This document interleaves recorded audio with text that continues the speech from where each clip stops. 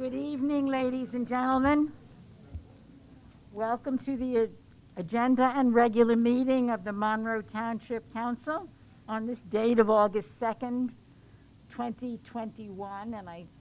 This meeting is officially called to order. Would we please all rise for the salute to our flag? I pledge allegiance to the flag of the United States of America and to the republic for which it stands, one nation, under God, indivisible, with liberty and justice for all. May I have the roll call, please? Councilman Leonard Baskin. Here. Councilman Charles DePiero. Here. Councilman Terrence Van Zura. Here. Council Vice President Elizabeth Schneider. Here. Council President Miriam Cohen. Here. Would you please read the Sunshine Law into the record? Certainly. In accordance with the Open Public Meetings Act, it is hereby announced and shall be entered into the minutes of this meeting that adequate notice has been provided by the following. 1, posted on the bulletin boards within the municipal building on December 29th, 2020, and remains posted at that location for public inspection. 2, printed in the Home News Tribune and noticed to the Cranberry Press on January 1st, 2021. 3, posted on the Monroe Township website. And 4, sent to those individuals who have requested personal notice.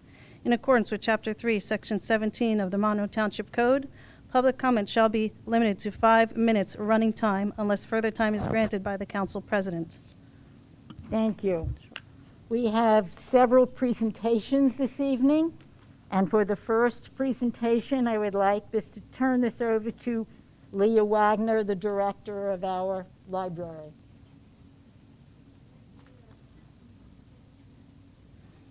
Leah, you have to turn the mic on, right on the top. On the top. Hold it down. It shuts off automatically once it sits idle. Mm-hmm. Good evening. There we are. My name is Leah Wagner, and I am the director of the Monroe Township Public Library. And tonight we're here to honor a recent retiree, Mary Ann Reiner. Mary Ann has been with the library since 1996. She started when we were downstairs in this building. Now, a couple years later, we moved to our new building, and Mary Ann came along with us. And she, not long after that, became the head of circulation. And she carried us through an expanding building and an expanding service. Then we expanded again, and Mary Ann was right there.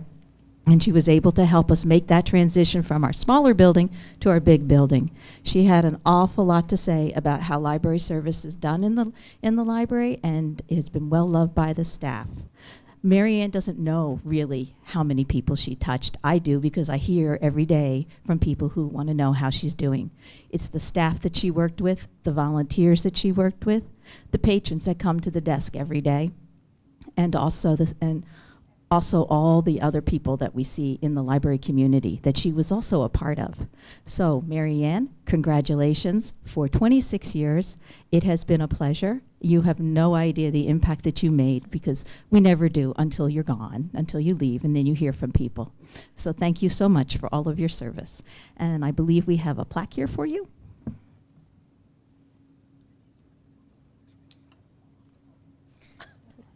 The plaque reads, "Congratulations on your retirement, Mary Ann Reiner, in recognition for 26 years of outstanding service to the Monroe Township Library. Wishing you the best on your new adventure and much respect and gratitude.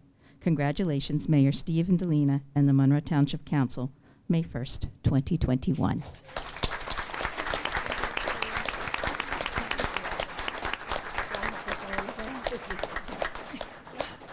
I just want to say thank you to the administration at Monroe Township Library. My previous director is here as well, Irene Goldberg, Leah Wagner, and Assistant Director Karen Klapperstack.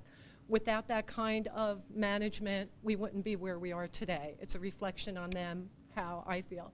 Also want to thank, it's been an honor and privilege to serve the public and the residents of this community. I truly miss so many of them. You develop a relationship with them when you're on a one-to-one basis daily. And thank you, Mayor Delina and Council. Thank you.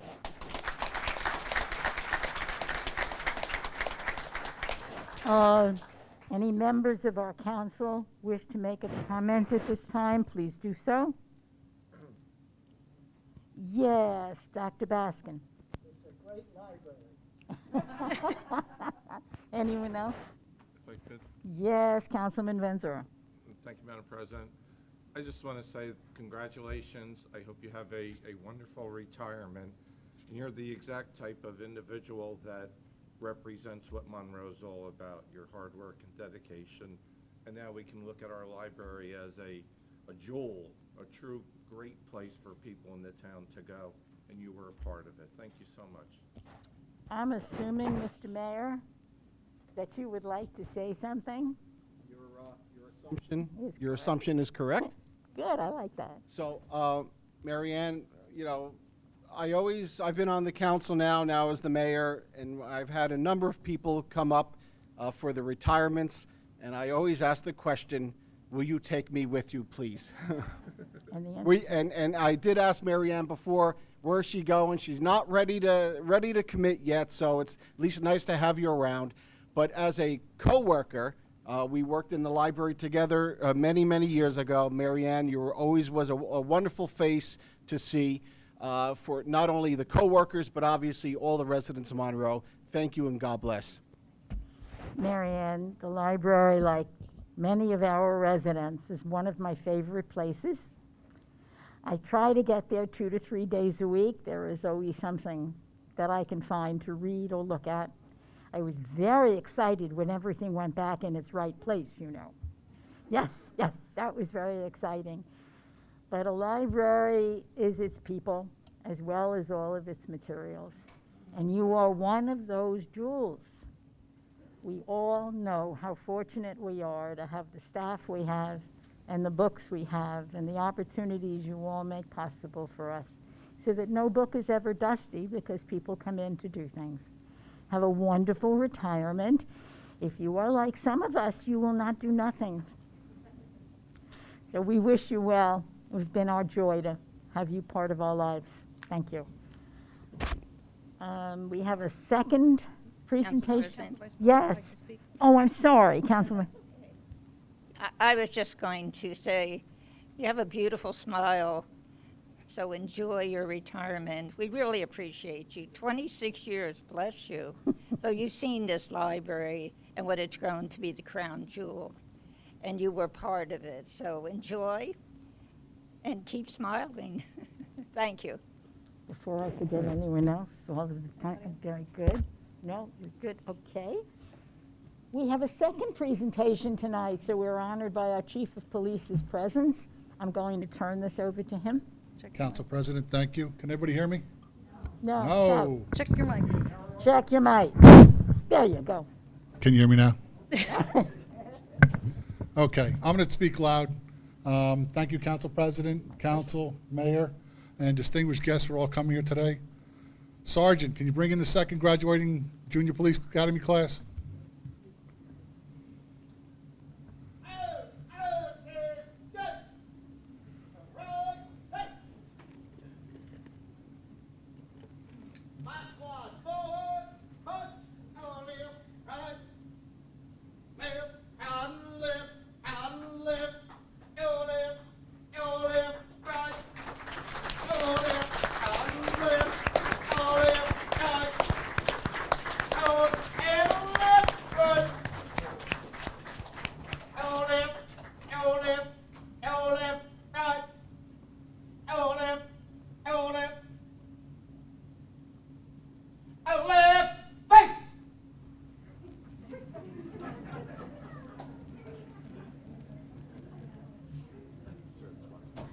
Thank you, sir.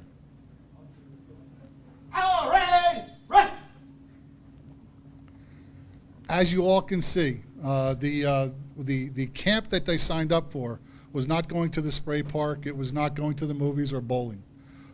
These children came out every day in 90-degree weather, and they ran and they did PT, and they learned what it's like to be in a police academy.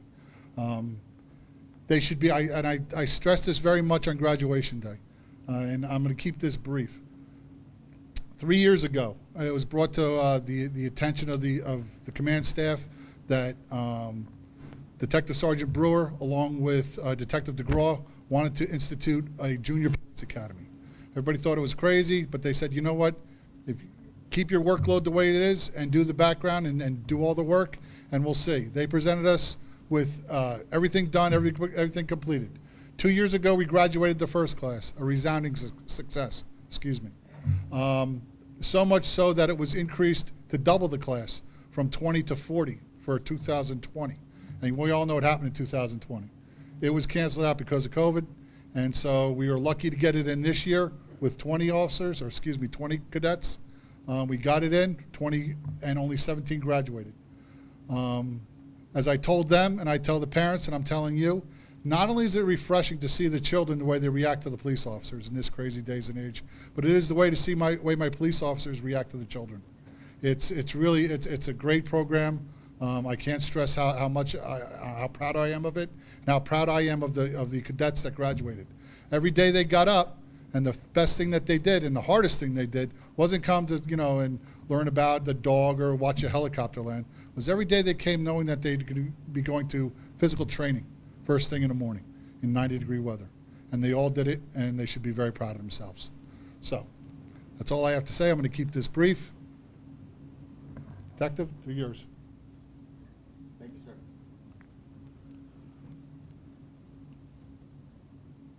As dismissed.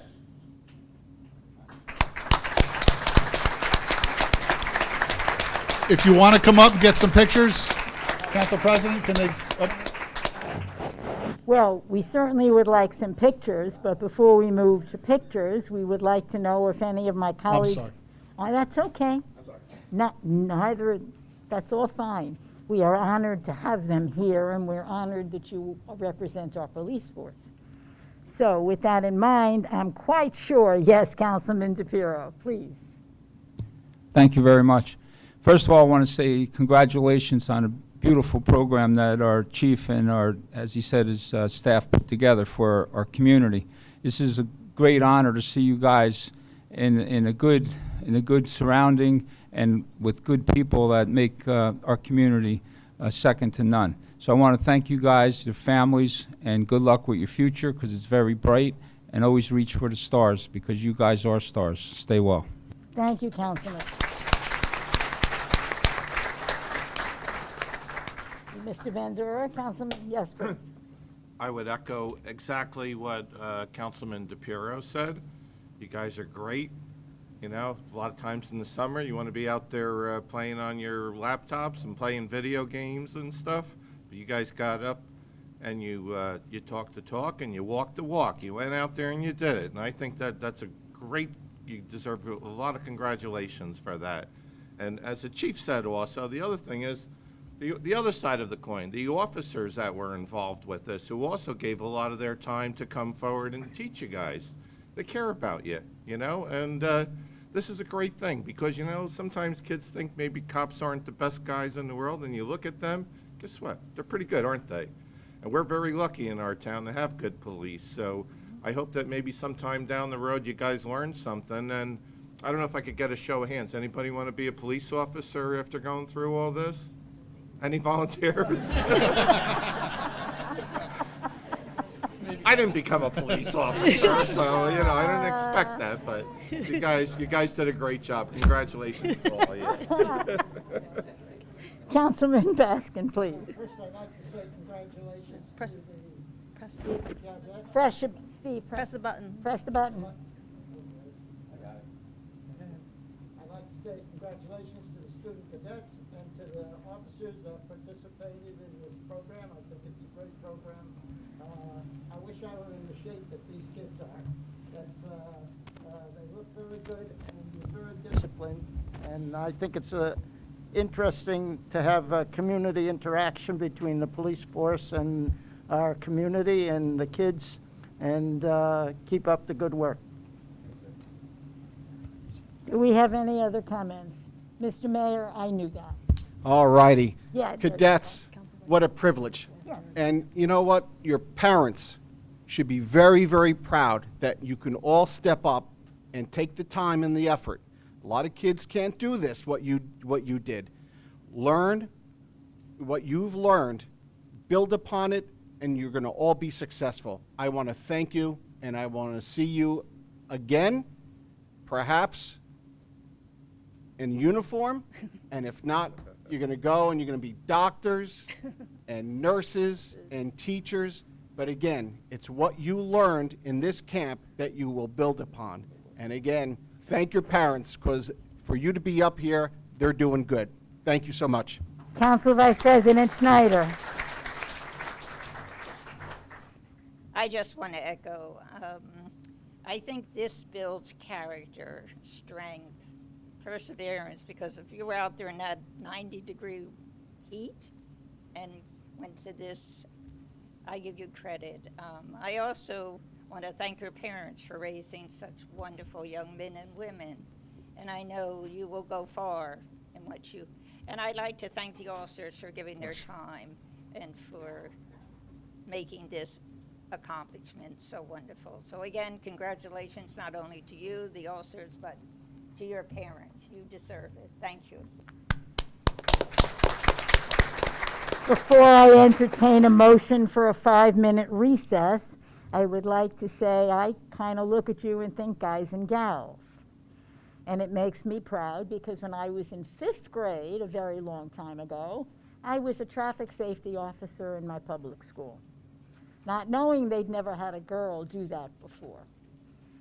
So you are all wonderful, both the young men and the young women. You are honored. We are honored to have you with us this evening. Our thanks to our police department. May I have a motion for a 5-minute recess? Make a motion. Moved. Second on that. Second. All in favor? Aye.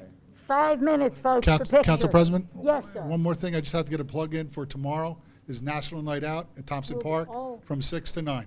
Please. Please, everybody show up. Thank you all. Thank you. 5 minutes.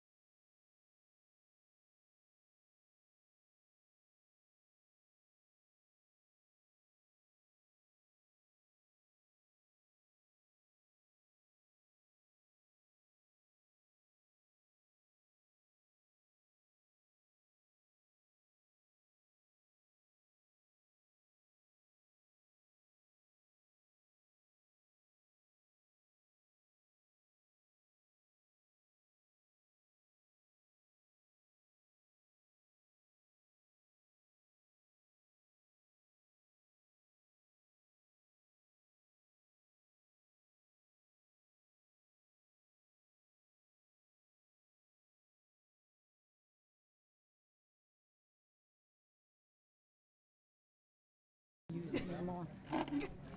Okay.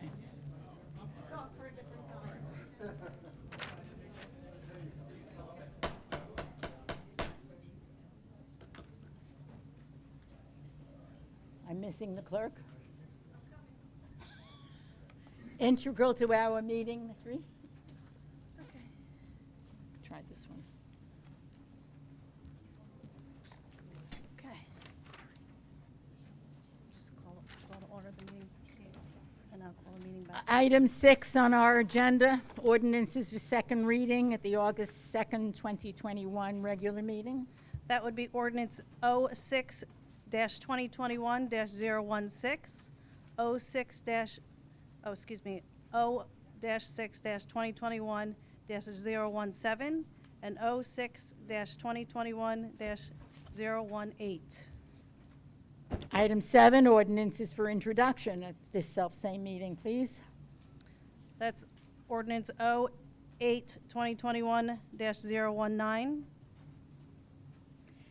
And then Item 8 is the resolutions for consideration under the consent agenda at the August 2nd, 2021 regular meeting. That would be R8 2021-173 through R8 2021-193. Any members of this body wish to have them removed from this agenda, please say so now. Yes, I would like to have the R8 2021-193. 193. duly noted, Councilman. Anyone else? Okay.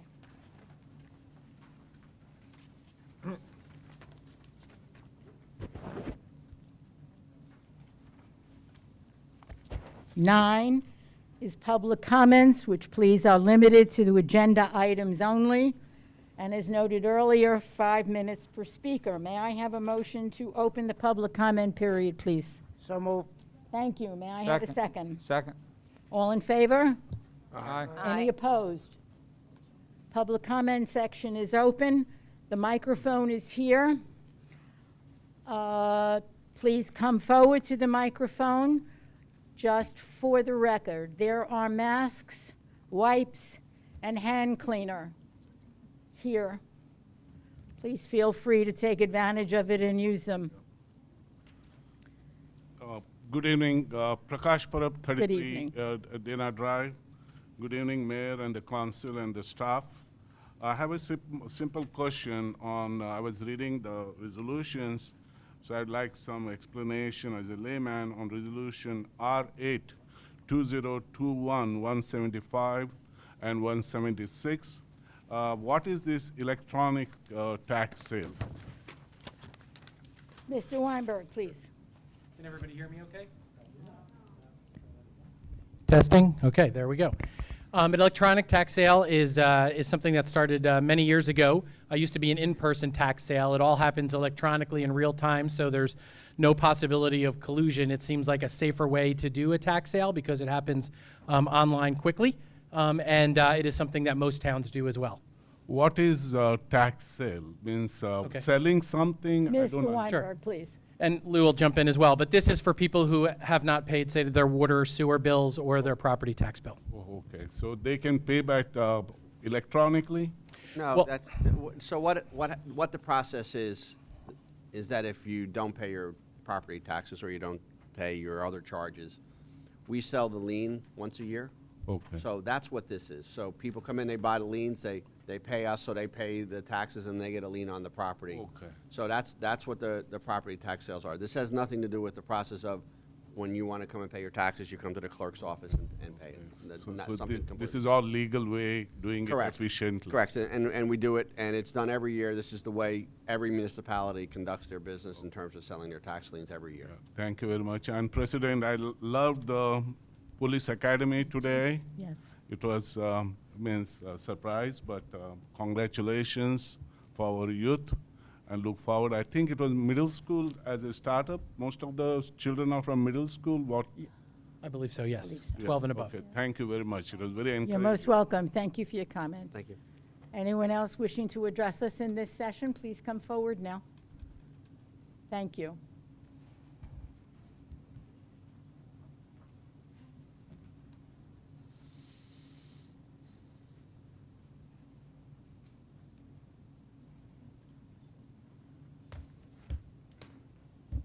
Meeting in person with a big crowd. So exciting. I have a question, and Name and address. Your name and address, please, sir, although we know that. Please, for our record. Kelly Court, Monroe Township. Thank you. Thank you. Ordinances for second reading, item 6, particularly 017. The way this reads, it says appropriating $3,975,000, therefore from the water and sewer utility. So there's money coming out of the water and sewer authority, and then we're bonding to replace it? No, That's how it reads. no. So From? every bond ordinance is two things. It's an appropriation, so it's the authorization to spend the money, and then it's the authorization to borrow money. Because what happens with capital expenditures? So every time we spend a dollar, it has to be appropriated in some way. Non-capital expenditures are appropriated in the budget. Capital expenditures are appropriated in ordinance. So it's appropriating that much money, so it gives us the authorization to spend that much money, and it also gives us the authorization to borrow that much in bonds. So it's not like we're taking money out of the utility and then borrowing to put it back in. What we're doing is that we're authorizing to spend the money, and we're authorizing to borrow it. So it might read easier if it was backwards, which was if it said we're authorizing to borrowing the money and then authorizing us to spend it. So that's really what it is. So it's not what you think it is. I apologize for it. Bond councils tend to write them this way because that's the way banks like to see them written. Whoever wrote the one below it didn't write it that way. Well, same guy. Well, I think the word "from" does not belong there. No, well, it is, because Maybe in bond language. In bond not In bond language. Yes, I agree with you, and I don't always think they're written in English either, and I agree. Thank you. Thank you. Thank you, Mr. Gunkelman. It was nice to hear from you again. It's been a while. Sir, please come forward. Feel free to wipe off that microphone if you so choose. Good evening, Adam Good Elias. evening. 93 Old Church Road. On to the gentleman's question about the water and sewer utility. So just to clarify, you're saying that we're authorizing the water and sewer utility bonds of 3.975, but we may not necessarily borrow that entire sum? Is that what you're saying? May not, but we're authorized to borrow up to that amount. And how was that amount specifically determined, the 3.975? So I'm going to turn it over to Mr. Stroin. There's a couple of Just elements stop my to it. clock then while he's explaining, because I know. Well, then I'll tell you what we can do. If you have any other questions, why don't you ask him, and when you're done, we'll have Mr. Stroin answer. Okay, perfect. Yeah, I wanted to know really how that amount was decided. I wanted to know whether or not, there's any interest to be paid on these bonds, what the interest rate is. I do notice as well that in 2021, we spent about $1.78 million on principal for bonds that were existing, outstanding, and $1.2 million on interest. So I wanted to see how that was going to affect our budget in 2022 as far as additional principal, additional interest for additional bonds, and additional borrowing against that fund. Well, So I Sure. when you're done, You're done. when you're done, well, I'm done. Well done. Yeah. all right. You want to go on the Mr. first Stroin, question? you want to use the mic, please? Either one, I think. We have two for your pleasure. Okay. The first question is, how was the $3.975 million determined? And that was based on an engineering estimate to design and construct a force main from the BFI landfill to our pump station number 6. So that's this entire expenditure and this entire bond ordinance is more or less dealing with the BFI issue. Is that my understanding? Yes. Okay. Majority. Mr. Weinberg, are you doing part two? Yep. Okay. So to answer your question, the utility department is self-liquidating. Sounds like a very technical term, but it means it operates independently of its own self, which means it has a positive cash flow. Currently, when we go out to bond for something, we do something called bond anticipation notes. Those are one-year notes, and about every 2 or 3 years, we roll them into permanent financing. As I mentioned probably 2 months ago, when we did our latest bond anticipation notes, they were 20 basis points, which is 0.2%, which is really remarkable. And our permanent financing, which depends on the number of years, because each item is construed by bond counsel to have a certain amount of life and then all put together for an overall bond life. And I think that was about 1.35 for the permanent financing. I'll talk a little bit later, too, about our refinancing of existing debt to bring that number down as well. But the rates have been really quite good, and we've refinanced where we've been able to. Our debt service overall is incredibly low. I think we use only 18% of the available debt that is available to us as a township. That has gone down over the past 5 years.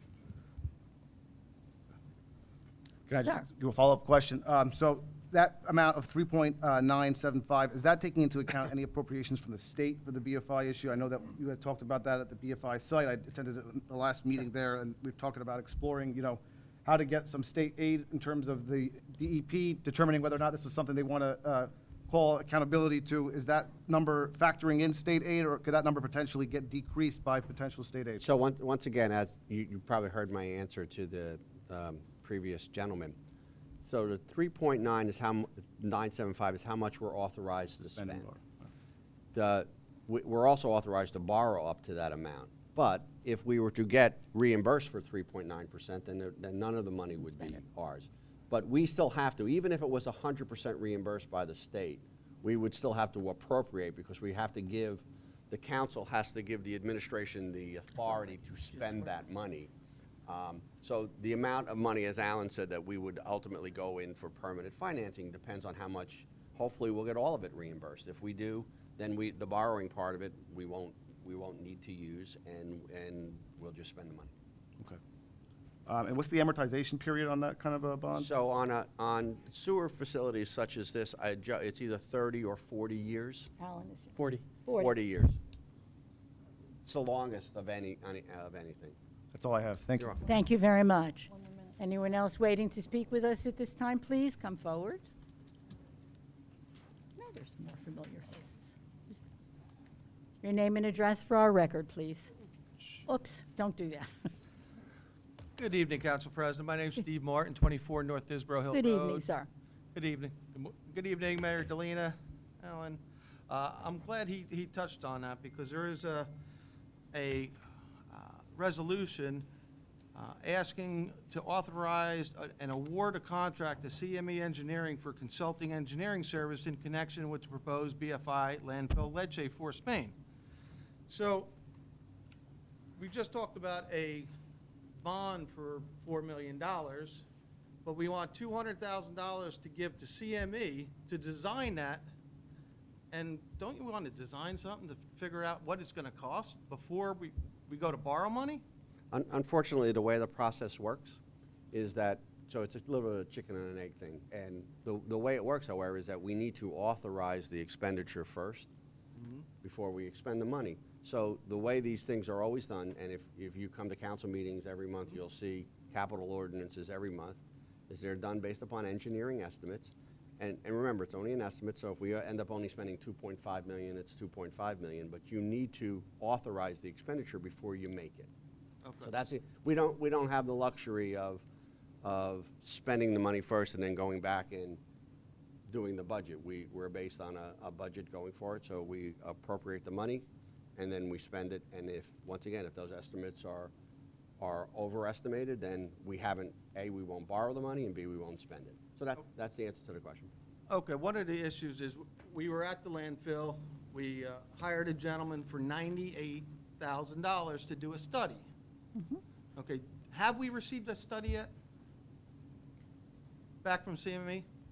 Want me to answer that question? Yes, please, Mr. Weinberg. Yes, I believe we hired him less than 60 days ago, and he did give a analysis that he verbally gave to all of us, and the study should be coming shortly. But I think it's important to note what he said on that Hill and what he has said many times before, that re-entering the leachate into the sewer system is not in our residents' best interest, and he will have a study that backs that up. But I think it's also important for him to make sure that that is appropriate and done, and not just sort of wing it. I think he's moving as quickly as he can to sort of make that point.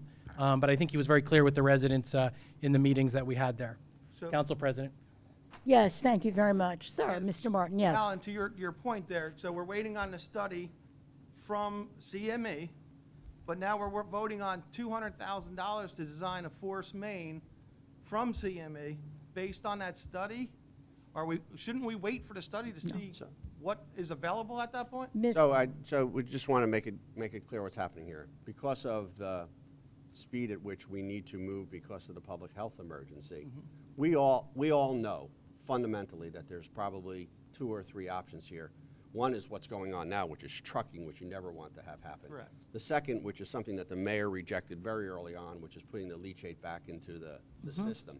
So we got that preliminary indication from CME early on, and that's when we all pivoted to the design and construction of a force main, because it's the only option that's legitimate to keep that leachate from going back into the sewer system. So there's nothing really to wait for. The reason that we have a report is because at some point in time we're going to go to DEP and make the case for getting, for instance, reimbursed for it, or for making DEP force BFI to pay for it. So that's kind of something that we need in the background. But the decision to go to the force main was made a month ago. That's why we introduced this ordinance a month ago, and that's what we intend to do. Okay. If we thought about this a month ago, wouldn't we go for an RFQ from 1, 2, 3, 4 of our engineering companies that we're dealing with right now? Well, we did. So no one else bid on this contract? No, they absolutely did. Because what we do, because it's our job to anticipate things like this, right? So every year at the beginning of the year, we go through a process and we qualify engineers at the beginning of the year. So we did it already. So we did none the of the other qualification. engineers bid on this project? They absolutely did. And we qualified a whole series of engineers, and this is the engineering firm with the highest qualifications. The gentleman who did the study is the one who's going to be designing the force main, and that's the decision that was made. But the answer is we absolutely did go through a fair and open process, and we did it at the beginning of the year because you can't always anticipate what problems are going to come up. So you qualify your engineering firms at the beginning of the year. By the way, just like every other town in the Council state, President, that's the way the government works. time is yield. We're about out of time, sir. Okay. Mr. Martin, could you just please finish your sentence? Your Yes, time is okay. elapsed. The reason I brought up the force main issue and the other $200,000, I'm designing a force main right now for one of my projects, okay? The cost is nowhere close to $200,000 to design that force main. Could you please finish your sentence So now? I would like to understand what's going into this force main, and are we putting a metering system on this force main as part of this contract so we can bill back the BFI? Yes. Yes. Okay, thank you. Thank you for your comments, sir. Anyone else waiting to address us at this time, please? Your name and address for our record. Melody Henry, 264A Glen Road, Monroe. Good evening, Council President. Good Marion evening. And everybody else on the council. Can you hear me now? I don't even have a mask on and you can't hear me? Is this good? I didn't say I couldn't hear you. Yeah. Okay. So I just have a question. I have 2 questions, actually. One is on the resolution providing for the insertion of a special item of revenue in the budget. And I just want to know, on the Drunk Driving Enforcement Fund, what was the revenue received last year from the Drunk Driving Enforcement Fund? And can you hold the Mr. clock while Weinberg. you answer? Sure. I don't believe that we get this from the state each year. We did not get it. No municipality got one last year because of COVID. They didn't provide grants, is my recollection. In the previous year before, we would have gotten about the same amount. But I can certainly look that up. They just didn't do it last year. What was the amount last year? They didn't do They didn't do it last year. Because of COVID, we didn't get any grants through the Attorney General's office for this. Every municipality, not just us. Okay, and on Resolution 178 for identifying the Monroe Township quasi-public entities to be listed as additional insured under the Garden State Joint Insurance Fund, specifically, who or what are the quasi-public entities, and what is the total cost of the addition insured? Mr. Weinberg, you're looking through your papers, I Thank you. see. So there isn't any additional cost. It's a best practice amongst the Joint Insurance Fund, and we're in an excellent one, the Garden State Trust, that reminds us that we continue to identify organizations that operate within the township, that they are covered, just to be affirmative in it. The listing is on the website. It's the Commission on Aging, Cultural Arts Commission, Environmental Commission, Historic Preservation Commission, Human Relations Commission, and Shade Tree Commission. So those are the quasi-public entities? Correct. In the resolution, correct, yes. Okay, thank you. Thank you. Anyone else waiting to address us, please? Only for the agenda items, we will, that's okay. Sir, please, your name and address for our record. Yes, hi, Robert Theoret, Corliss Plaza, Monroe Township. Regarding bond ordinance providing for various capital improvements, can you tell us specifically what are those various improvements for a tune of $3.3 million? Mr. Weinberg, your bailiwick again. Sure. Thank you. Grab my pen here. Sure. So they are listed on the website as well. I can certainly read them off to you. Thank you. If you'd like, Council President? Yes, to the please do president? that. Sure. Yes. So one of them is police building and parking lot expansion design for $100,000. Addition of acquisition of office equipment in the police department for $52,000. The acquisition of a minibus and radios for the transportation department, $165,000. $138,500 for various improvements to equipment, including but not limited to the recreation overhang at the recreation department, stucco work, acquisition and installation of new awnings at Danny Ryan Field, bleachers for the gym, $94,000 for various parks equipment. That's usually Toro motors, a variety of other things for cutting the grass. An outdoor pavilion associated with the senior center for $220,000. A truck for the Parks Department for $40,000, a new ambulance for not to exceed $200,000, emergency medical service equipment, including Lucas devices and other items for the ambulance, $70,000, building improvements to various buildings, $325,000, including the road department, the construction office, construction of new bathrooms at Veterans Park, $580,000, acquisition of, I'm trying to go as quick as I can here, acquisition of vehicles, $577,000 for public works, including backhoe, milling provider, and various trucks. Sport utility SUVs for the police department, I believe. A backup generator for a pump station.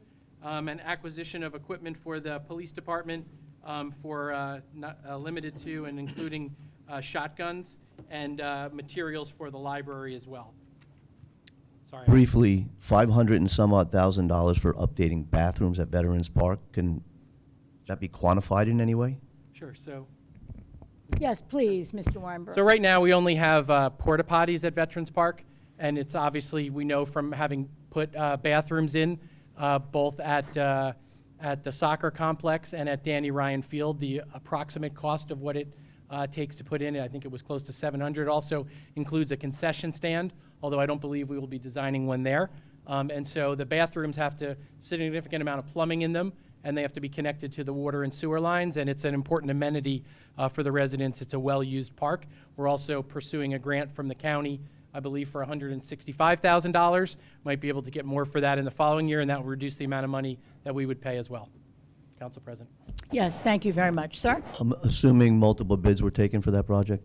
No, once again, this is just the authorization to spend the money, so virtually all of this stuff, it'll Goes be out to subject to bid. public bidding. Yes. Okay, kudos to the One town. of these things is We go to is a public bid. public bidding matter. Kudos to the town on the youth police. As a father of a police officer, kudos to the town, kudos to the children. Great idea. Thank you. Thank you, and thank you for your comments, sir. Do we have anyone else waiting to speak with us? Yes, please. Your name and address for our record, please.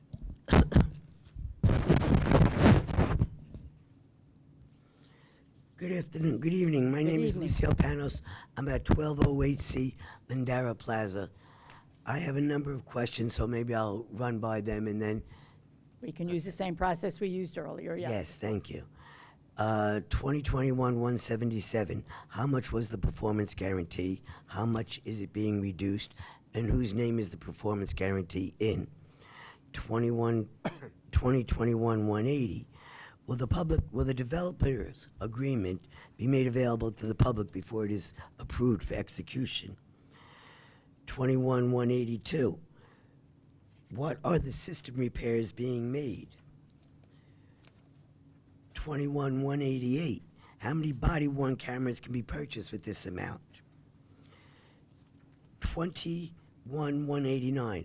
I am well familiar with the process of approving engineering firms for in the beginning of the year. That's a very good idea. However, the question should have been, are each of these firms that are approved at the beginning of the year, did they each get an opportunity to bid on 189? And who are these people? And when, I understand they're all approved, do they each get the opportunity to bid on specific problems, or is that a pick and choose by whoever picks and choose? And were they each offered this contract? If so, is it in writing, and can somebody access that online? And 21,192, who is the public appointee to the zoning board? Were there other interested people that put in for that appointment, and how many? I'm done, thank you. You're welcome. 193, she means. Mr. Weinberg, do you want to on. begin? Mark, maybe Mark has Mark one. does. Mark, Mark Mr. will do the Desmowitz. reduction. Yes, please. Thank you.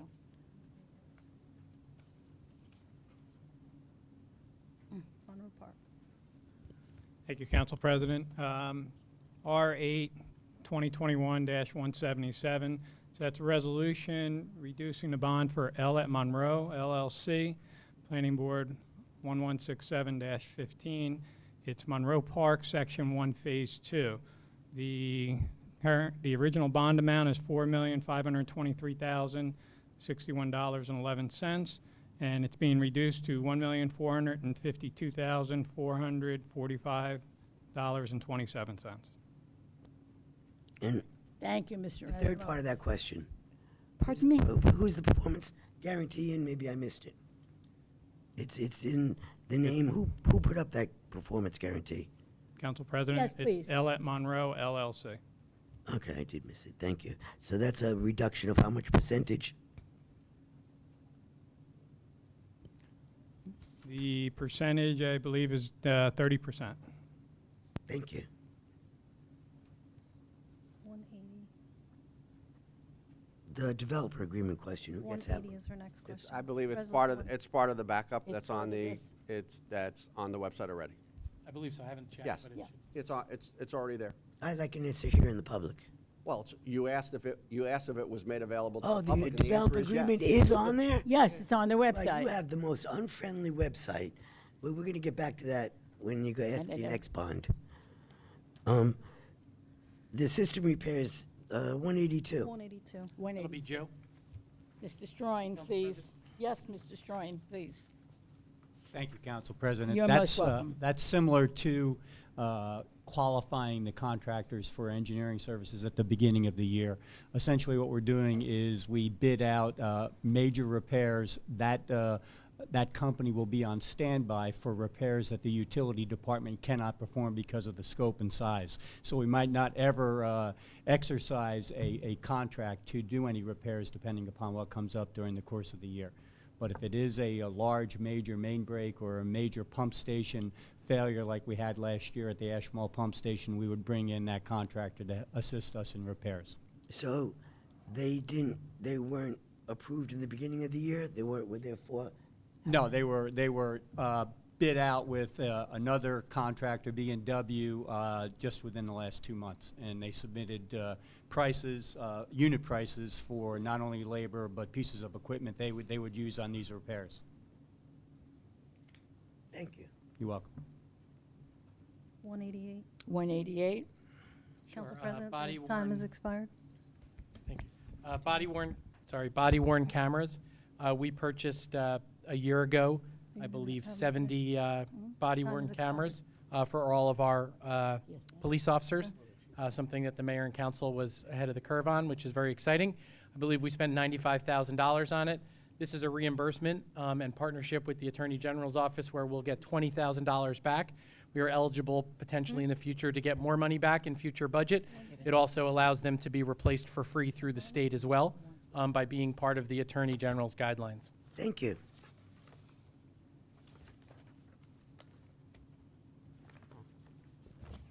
Council President. I believe your time's up. Your time has 189, expired, I asked please. my questions that you choose to take, give such detailed answers.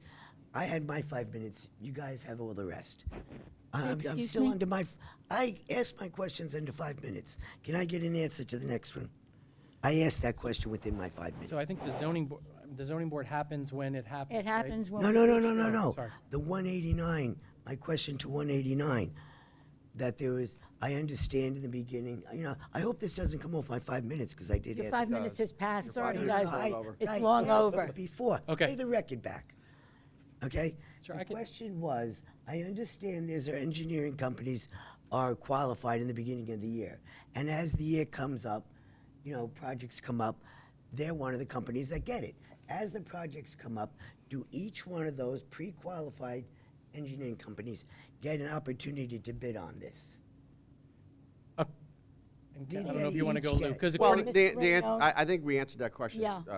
3 We people did. ago. No, the you answer- didn't. Well, I'll answer it again then. That's Thank right, you. It's okay. This is the company that's been working on this project. They did the design That's not the part. answer to my question. Well, no. You You may not like. It may not be the answer you want, But but I'm this is going to the give you answer the he's answer. That's giving the you. answer, right? So the answer is that this is the company that was working on it and has done all of the studies. So we have continued them to do the design of the force main because they've been doing all of the background. So the answer is that's why they were picked, because they had the expertise. Nobody and they else has continue- the expertise of the four qualified Well, company. That's very disappointing. I don't want to hold up your time Thank you so very much. at the end of the ordinance thing. Thank you very much. Is there anyone else who wishes to address us this evening in this section, please? Thank you.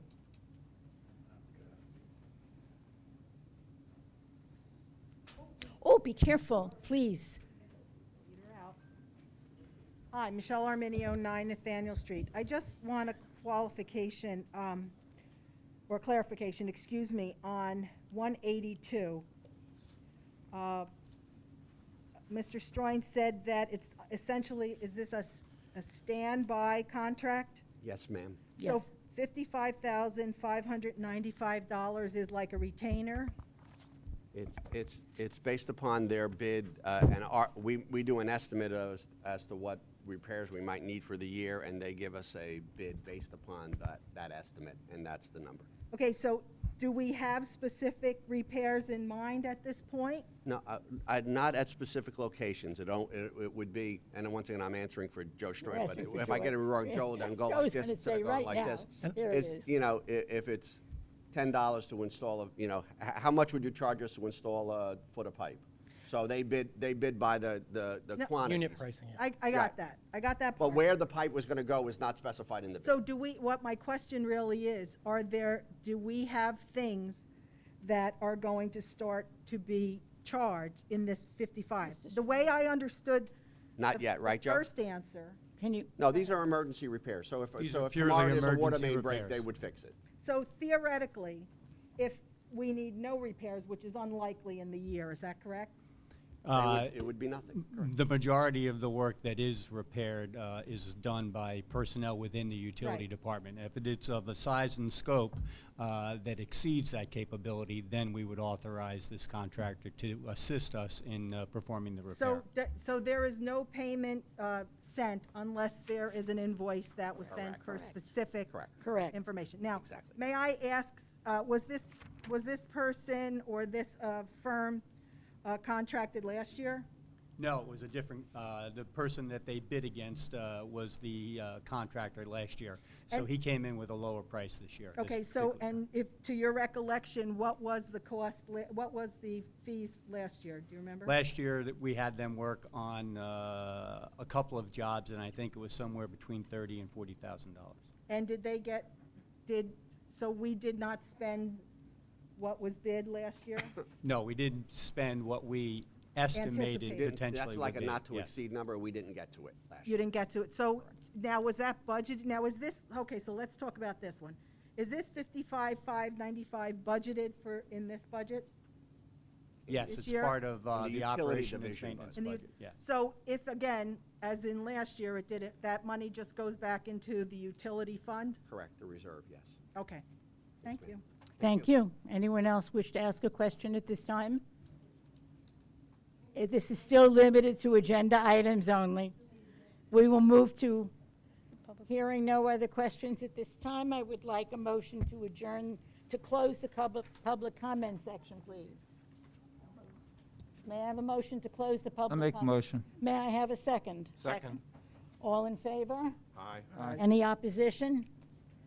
Public comment section is now officially closed. May I entertain I'd like to entertain a motion, please, to adjourn the agenda meeting. May I have such a motion? So moved.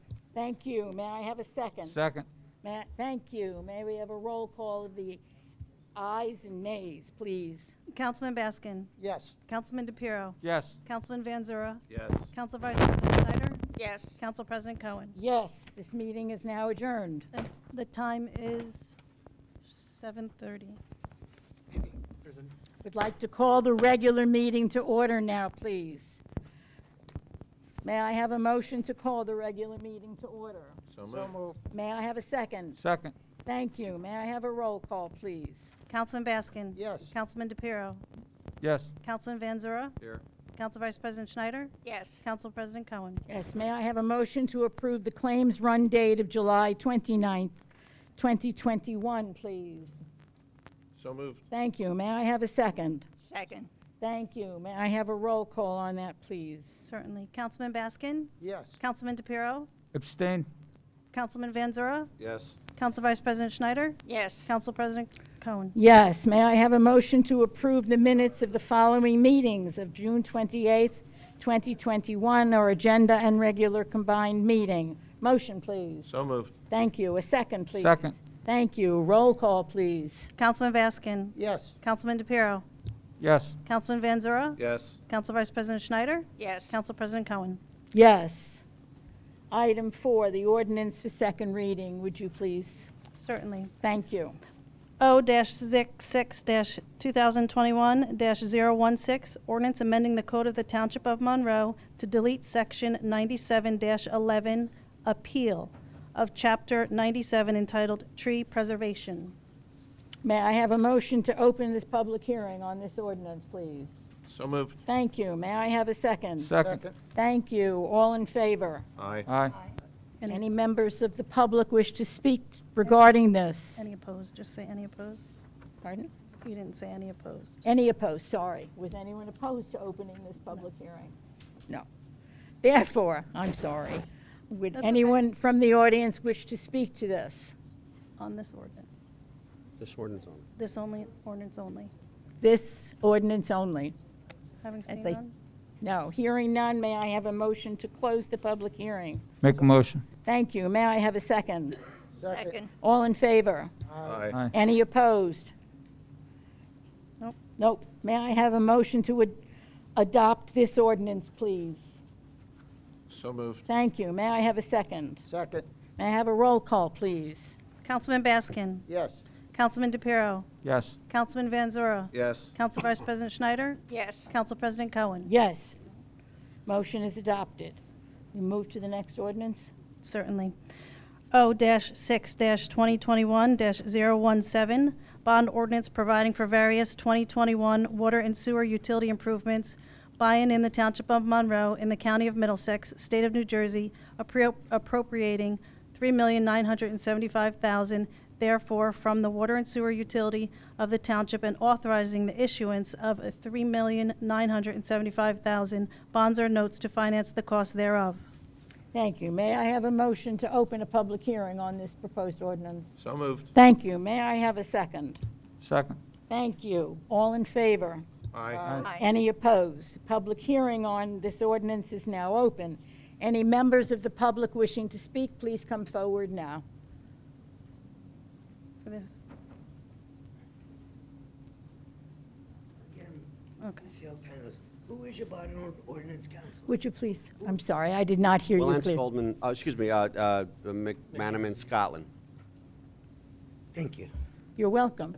Anyone else wishing to comment on this, please come forward now.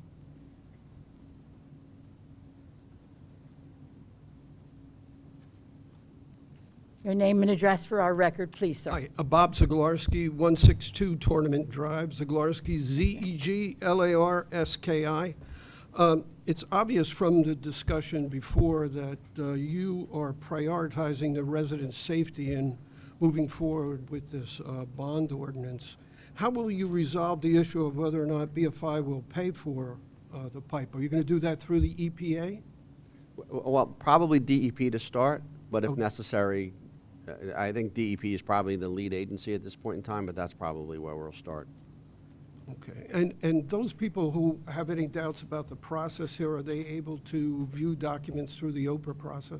Of course. Of course. Thank you very much. Thank you, sir.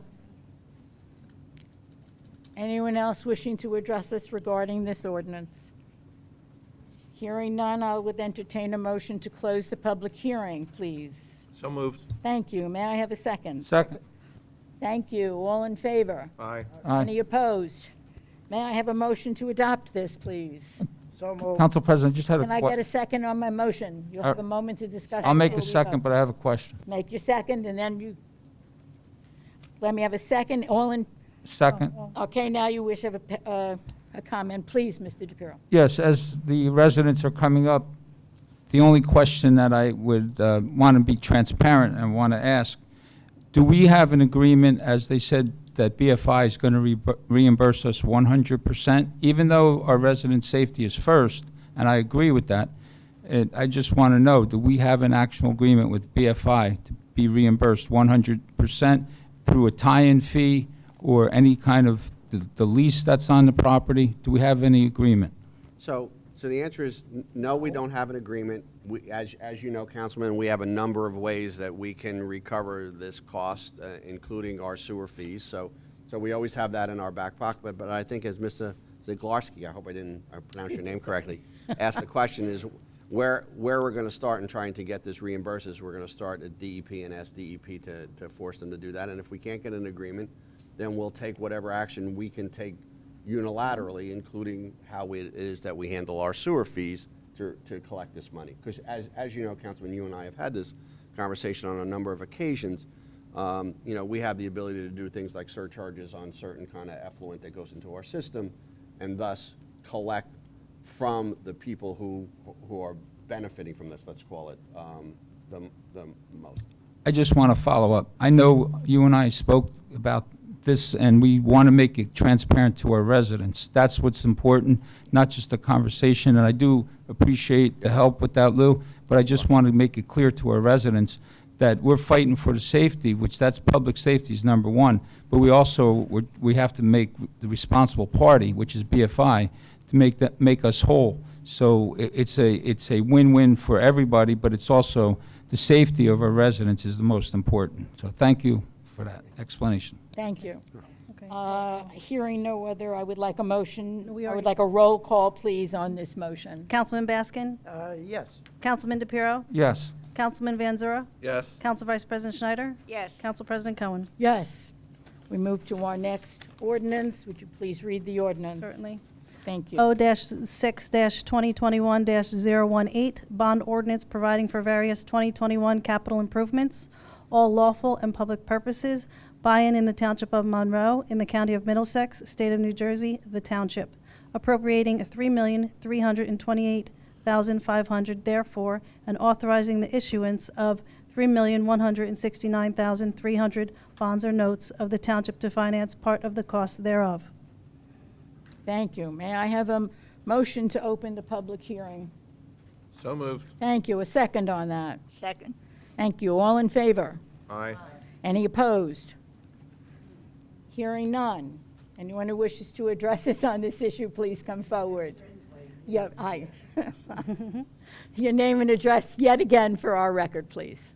Lucille Panos, 1208 C. Lindera. Who's the bond counsel on this? Same bond counsel. You only have one bond counsel? We only have one bond counsel, And ma'am. throughout, that you approved in the beginning of the year? At the beginning of the year, yes, ma'am. Thank you. You're welcome. Anyone else have a question that they wish to address to us on this ordinance? Hearing none, I would like to entertain a motion to close the public hearing. Make a motion. Thank you. May I have a second? Second. All in favor? Aye. Any opposed? No. Hearing none, I would like a motion to adopt this ordinance, please. Make So a moved. motion. May I have a second? Second. May we have a roll call on that, please? Councilman Baskin? Yes. Councilman DePiero? Yes. Councilman Van Zura? Yes. Council Vice President Schneider? Yes. Council President Cohen? Yes. Item 5 is ordinances for introduction, please. Ordinance O-8-2021-019. Ordinance amending Chapter 108, Article 16.1 of the Code of the Township of Monroe to require electronic submission of land use applications. May I have a motion? So moved. Thank you. May I have a second on that motion? Second. Thank you. May I have a roll call vote? Councilman Baskin? Yes. Councilman DePiero? Yes. Councilman Van Zura? Yes. Council Vice President Schneider? Yes. Council President Cohen? Yes. Passes. We now move to item 6, please. Item 6 are the resolutions for the consideration under the consent agenda, which is R8-2021-173 through R8-2021-192.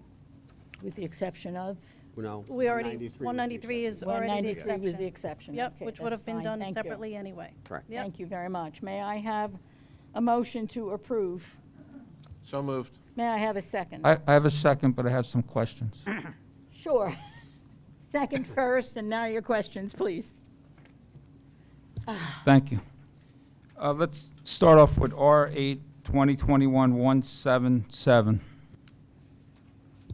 I know this is a 30%, we're going to hold 30%, but I'm very concerned with this developer's, in his track record in this community.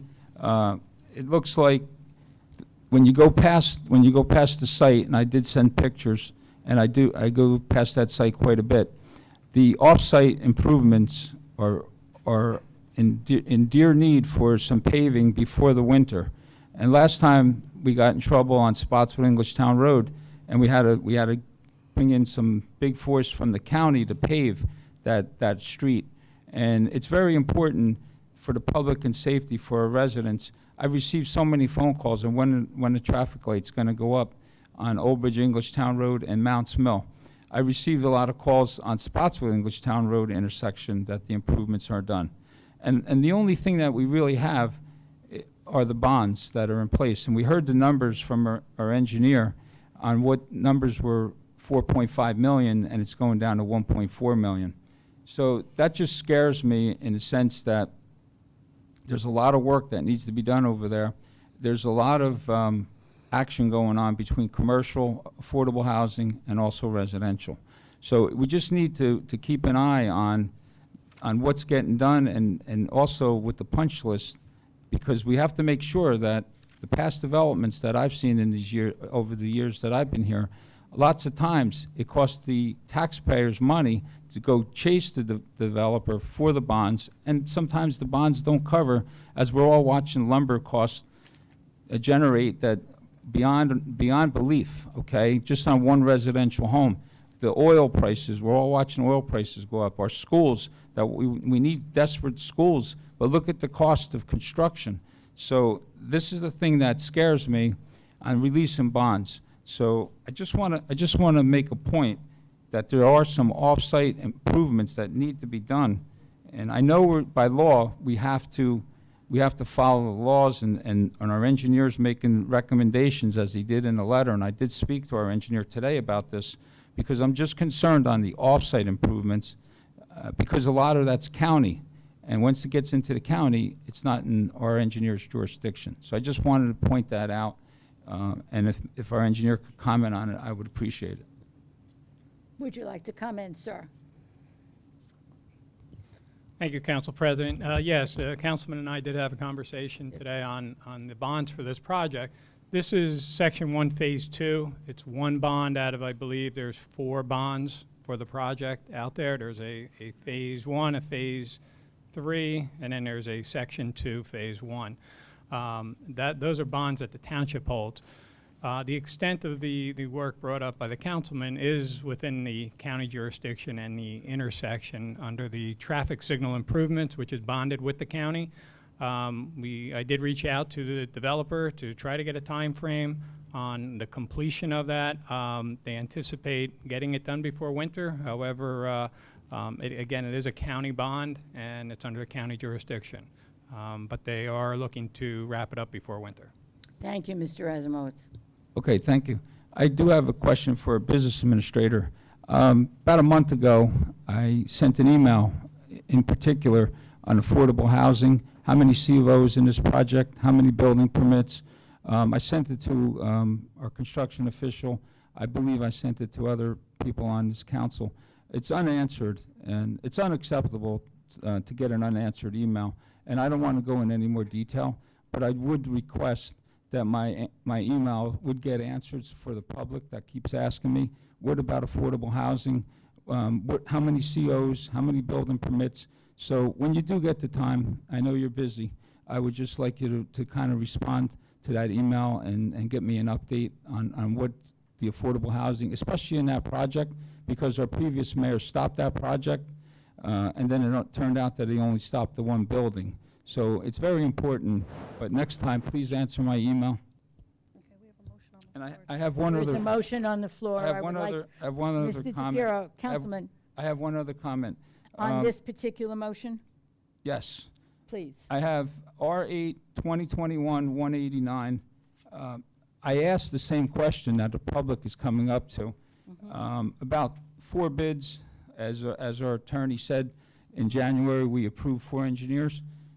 Do we have 4 bids for 189 for the leachate force main? Because I haven't seen them, and I keep requesting to see the bids, and I want to make sure that in that contract we have a time frame. That there's a time frame for this CME engineering firm to get this project done. As our attorney said, this is safety for our public and our residents. I'm one of those residents, and I'm a resident before I'm a councilman, and I've been here long enough to watch that landfill grow. And I got to say this.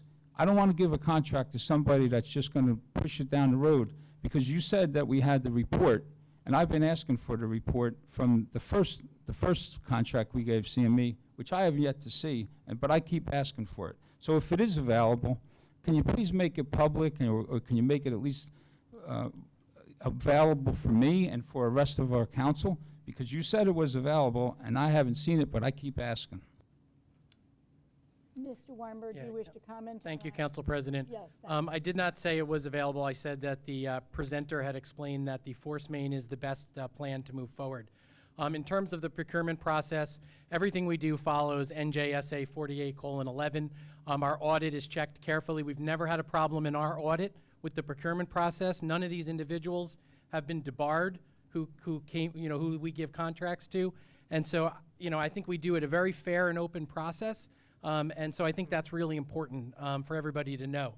In the beginning of the year, we do a fair and open process. We review these. We found in our group of engineers that we have a real landfill expert who really is extraordinary. He operates 3 of the 11 landfills, and he is really technically capable of doing this.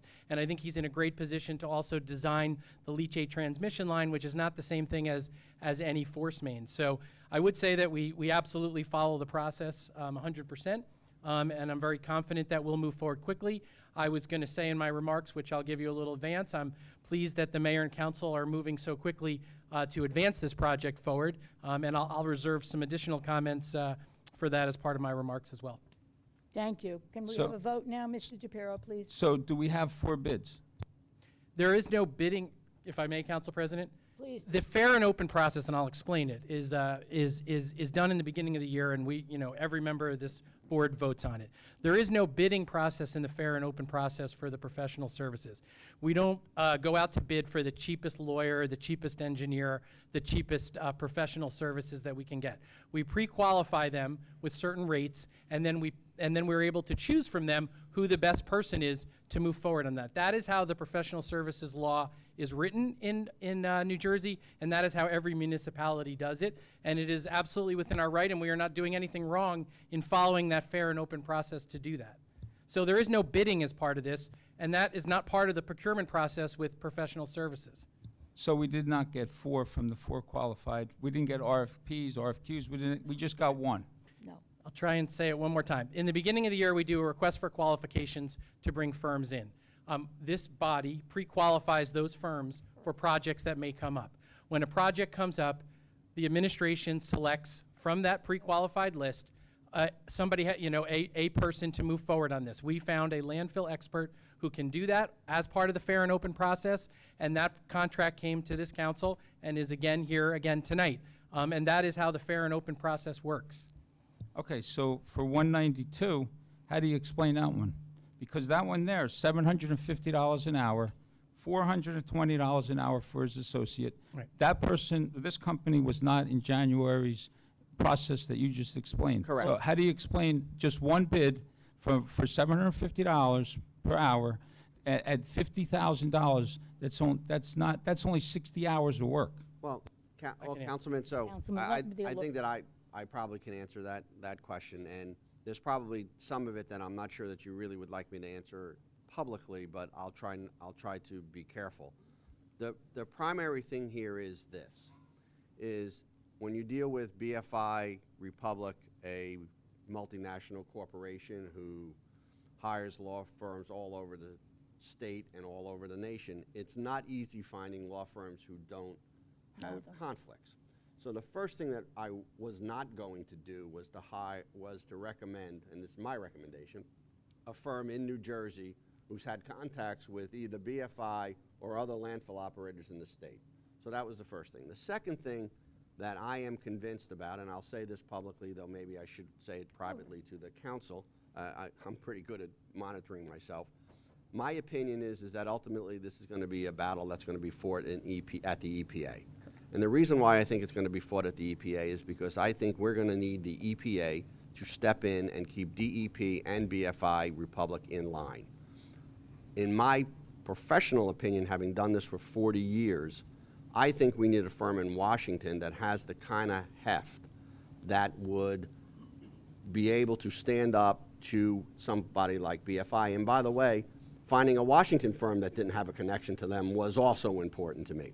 So as a practical matter, the bulk of the legal work gets done by my firm, but I believe that we needed those kind of connections. And I know that the hourly rates are sometimes shocking to people, and I think that's only because people get used to the hourly rates they pay their municipal attorneys. Shame on me.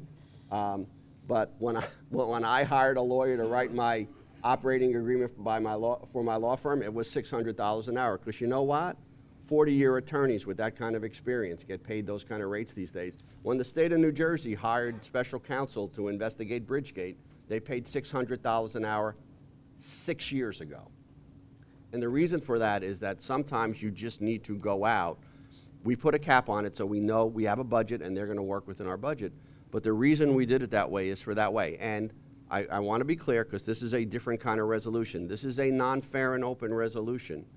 And we did that because, once again, going out for RFPs would be impossible in this circumstance. So we set the budget, and we found somebody with the real-life qualifications that we thought we need, because in my opinion and my recommendation to the mayor is that, as I said, I think this battle is going to be fought at the EPA, and I needed somebody who could be alongside me who could fight that fight at the EPA, and that's why I did it. And I appreciate it that the hourly rate sometimes seems shocking, but anybody who hires a lawyer in the real world, I mean not in the municipal world, understands that those are the kind of hourly rates you pay for people with these kind of experience. And, well, you know, Councilman, because you're a businessman, and you can't get anybody to work for you privately for what I pay, I charge the township, so. I second that. I definitely do. But I just want, thank you for that explanation. I just want the public to be aware of what we are paying, first of all. But if you play back a tape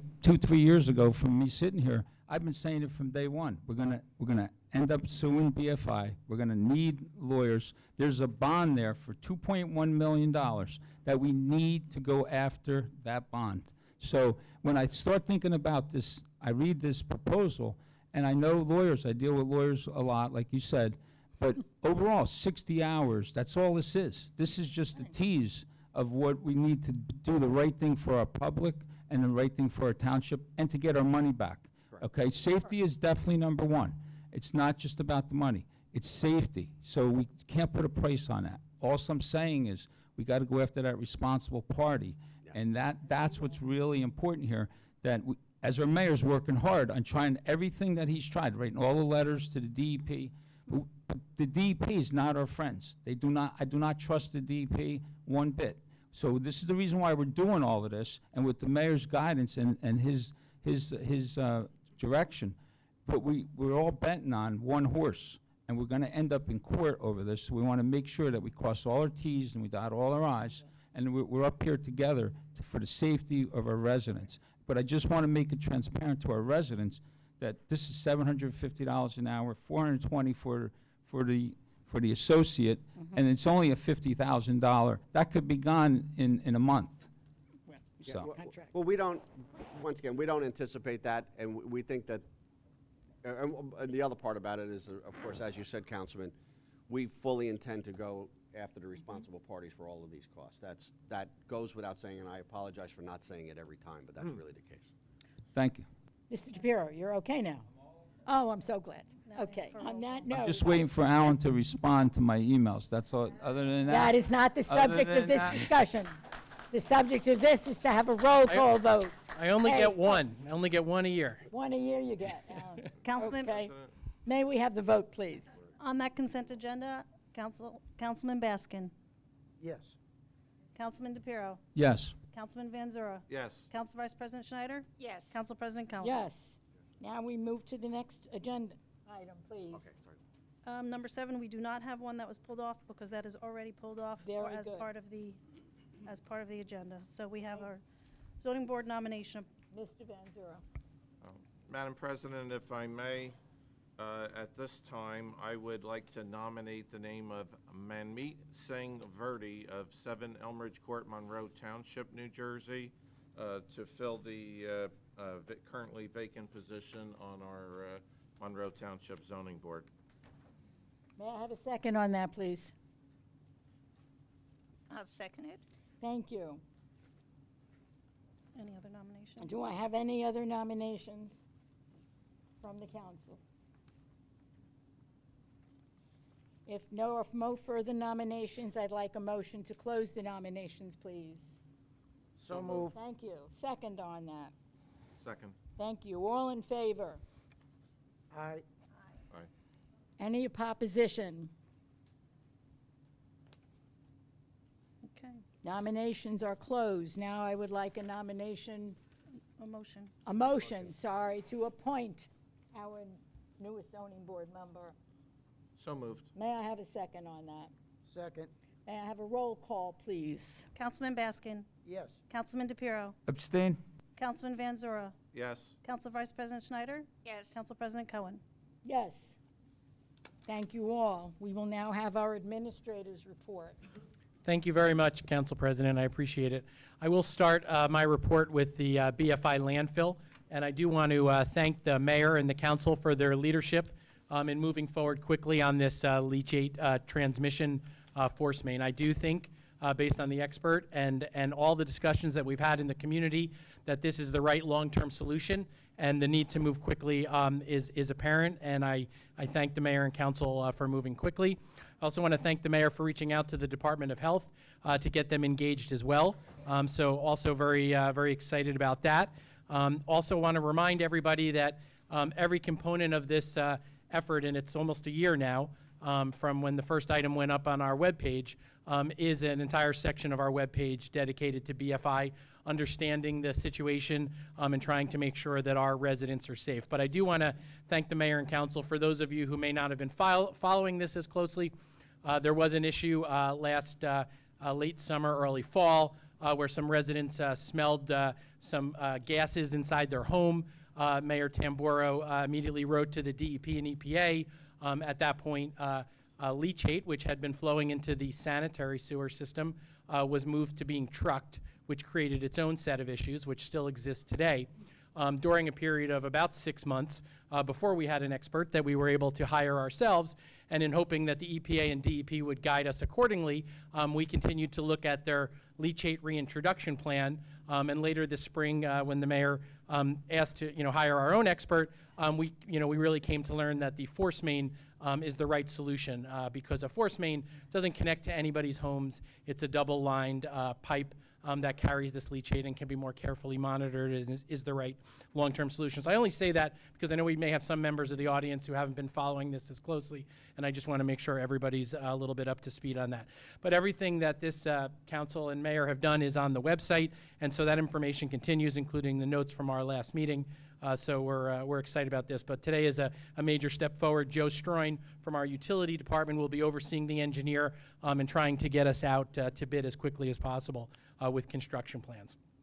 The next thing I would comment on is COVID, just to have the conversation in the room. I think we all follow in the news and realize that cases are growing, and certainly that is the case here in Monroe. Just from watching the county site every day, in the last week, I believe we've been averaging about 4 to 5 cases a day, which is up from 0 to 1 at the beginning of the month a day. So that is more significant, and it's in line with what's happening at the county and certainly what's happening with the state.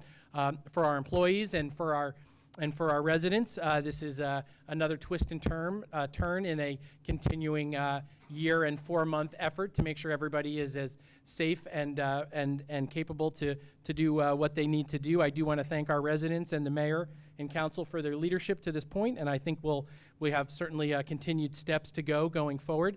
I do want to report the latest vaccination numbers that we did get from the county, which comes from the state. The first number when I read it is the number of folks who've had at least 1 dose, and the second number when I read it is the number of folks who've had 2 doses. This is on our website as well. The 1 dose, not to be confusing, is not the J&J. It means the difference between the two means either someone is in the process of waiting to get their second dose 21 or 28 days later, or they've done only 1 dose. Which some folks, obviously have done. So we are quite in good shape, but never certainly enough. At 80 plus, we have 92% of our seniors, 80 plus, with at least 1 dose, and 86% with 2 doses. At 65 plus, we're at 91% and 85% with 2 doses. At 18 plus, we're at 84%. With 77% 2 doses, and at 12 plus, for those of you who recall about a month or 2 months ago, 12-year-olds were able to get vaccinated, and that is 80% at 12 plus and 74 as the others. So I think there's a continuing road going forward here that we're all sort of watching and evaluating. The last thing I ever want to do at one of our council meetings is really talk about COVID, but I just wanted to bring everyone the latest statistics since the numbers are increasing slightly. The next thing just to highlight is our Clean Communities Grant, which was increased this year at $94,000, which is good. Mark will talk in his report about road improvements, which is exciting. We've really done a lot this year between the local aid grants, and we've really almost doubled the amount of money we got from the state over the past 3 or 4 years. County work, some of which Mark will describe, and our own efforts, which is finishing up later this month as well. If you're concerned, about a road, I encourage you not only to contact your council people, but our engineering department in Mark's office as well. And it's certainly each year we meet with DPW, police, engineering, and go through all the roads in town. But we've been able to certainly accomplish a lot. And we were paving this summer, which is why we go out to bond very early in the year on that. Certainly something that Councilman DePiero had suggested. And so I think almost all of our paving is happening this summer. And it's also good because our kids are out of school with those corners and ADA improvements and things like that as well. Summer camp was a great success this summer, not without its challenges at times, but the kids had a great time. The parents had a great time having their kids away for a little bit, even if it was only about 4 or 5 hours a day. And the staff was really tremendous as well. They rotated between locations. And I just want to thank our rec staff and all those staff members who worked hard on summer camp. I did mention that we were refinancing some of our debt, and I did mention that our debt is lower than it was 5 years ago. We were able to refinance $28.5 million of our debt, and that saves us over a 12-year period approximately $2.4 million. And that rate went, and this is the overall effective rate, from about 2.93 down to 1.25. So that was very exciting, something this council and mayor worked on as well. I'll close with what everybody is always most excited about. Tax bills are going out tomorrow. And yes, and if there's and this council and this mayor worked very hard to reduce the tax rate in the municipality by 0.4 of a penny, and collectively with the school district, the county, and the fire districts, tax rates this year are basically stable. I say that because there is a very small decrease, not one to get very excited about, of $10 to $20. Not much you could necessarily do with that, but it is a slight decrease. I would call it more stable, and so that's really important. So overall, everyone will be getting their tax in that last 2 quarters for 3 and 4, very minor, and then we'll be back at it in 2022. But certainly, it's been stable as we move forward. So that is my report, Council President. Thank you very much, Mr. Weinberg. Engineers report. Thank you, Council President. You're welcome. Quick update on some of the projects going on in town. I'll start with Middlesex County. The intersection of Forsgate and Rossmore Drive was completed recently with new traffic signal improvements. With regard to Old Bridge Englishtown Road and Mounts Mill Road intersection, that's in the land acquisition process. We have the appraisals, and we're going through that, purchasing I believe there's about 13 parcels of land that need to be acquired for those intersection improvements. Additionally, the gas company has, PSE&G has improvements going in on Spotswood Englishtown Road, just south of Mounts Mills Road. Those improvements will take the next 3 or 4 weeks, and its utility work is basically behind the curb line and off the roadway. Also, Middlesex County recently completed paving of several roads in town, including Forsgate Drive, portions of Prineville Road, as well as Pergola Avenue from the limits of Jamesburg to our new traffic signal at Matchaponix. With regard to our traffic signal, it is completed at Matchaponix and Spotswood Gravel Hill Road. There's a few minor punch list items that the contractor may be out there working on, but that's up and running. With regard to Renaissance 33, the council may recall that we moved to take the performance bond from the contractor. We awarded the work. We took the performance bond from Centex Homes, and we awarded the work to a contractor to complete those improvements. Those are now completed. With regard to Camelot development, that is partly funded by NJDOT, a local aid grant. I'm happy to say we've completed the drainage work and the concrete work out there. We'll be starting with the milling and paving of the road later this week. So that should be wrapped up in the next 2 weeks. Additionally, as Alan had mentioned, our 2021 township-wide road paving, we completed several streets, approximately 10 roads throughout town. It worked out very well getting these roads paved in the summertime. The last street is Matchaponix Avenue, near the intersection of Stonegate. They're going to be working out there the rest of this week. There's been signs posted that the road will be closed during the daytime for those improvements. That should be completed in about a week, the milling and paving of that section as well. And that's my report. Thank you very much, sir. Move to our council reports, and I'll begin with our council vice president, Betty Schneider, please. I surprised you. I know. Look at that. I have to push, sorry. I had the pleasure today of being in Clearbrook.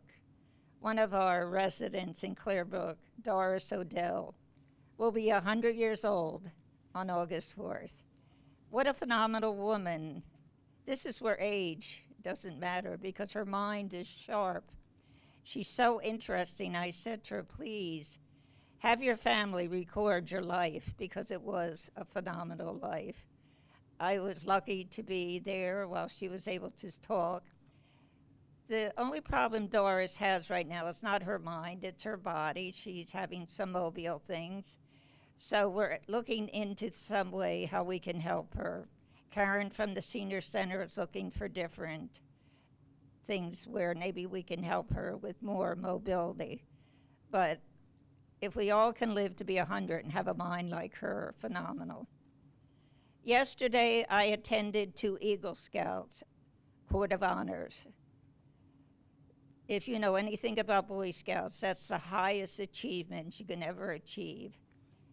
Gerard's project, he helped clean up James Monroe Park. The trails are now available, so if people want to hike or go on hikes, it's wonderful. Varun, he made containers. One is at the rec center One is at the senior center and one is here, where you can bring food or donate different objects. Miriam and I went to the concert in the park, except last Thursday night because of the weather. It was at the senior center. It was such a delightful concert. We weren't watching the weather outside.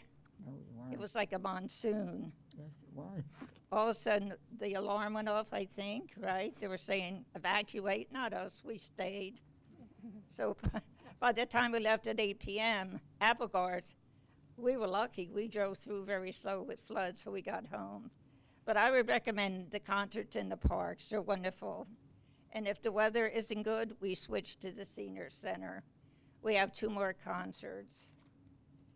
I also attended what they call touch trucks.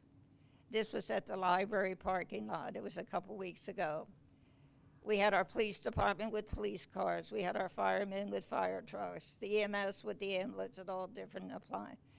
What was delightful was parents brought out all their children. I think this is good for the children to see that all these people are your friends.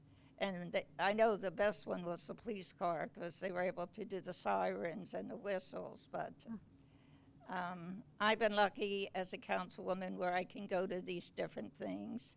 So thank you. That's my report. Thank you very much. Dr. Baskin, your turn. Oh, thank you, Council President. First, I was impressed with the vaccination rates that Alan said.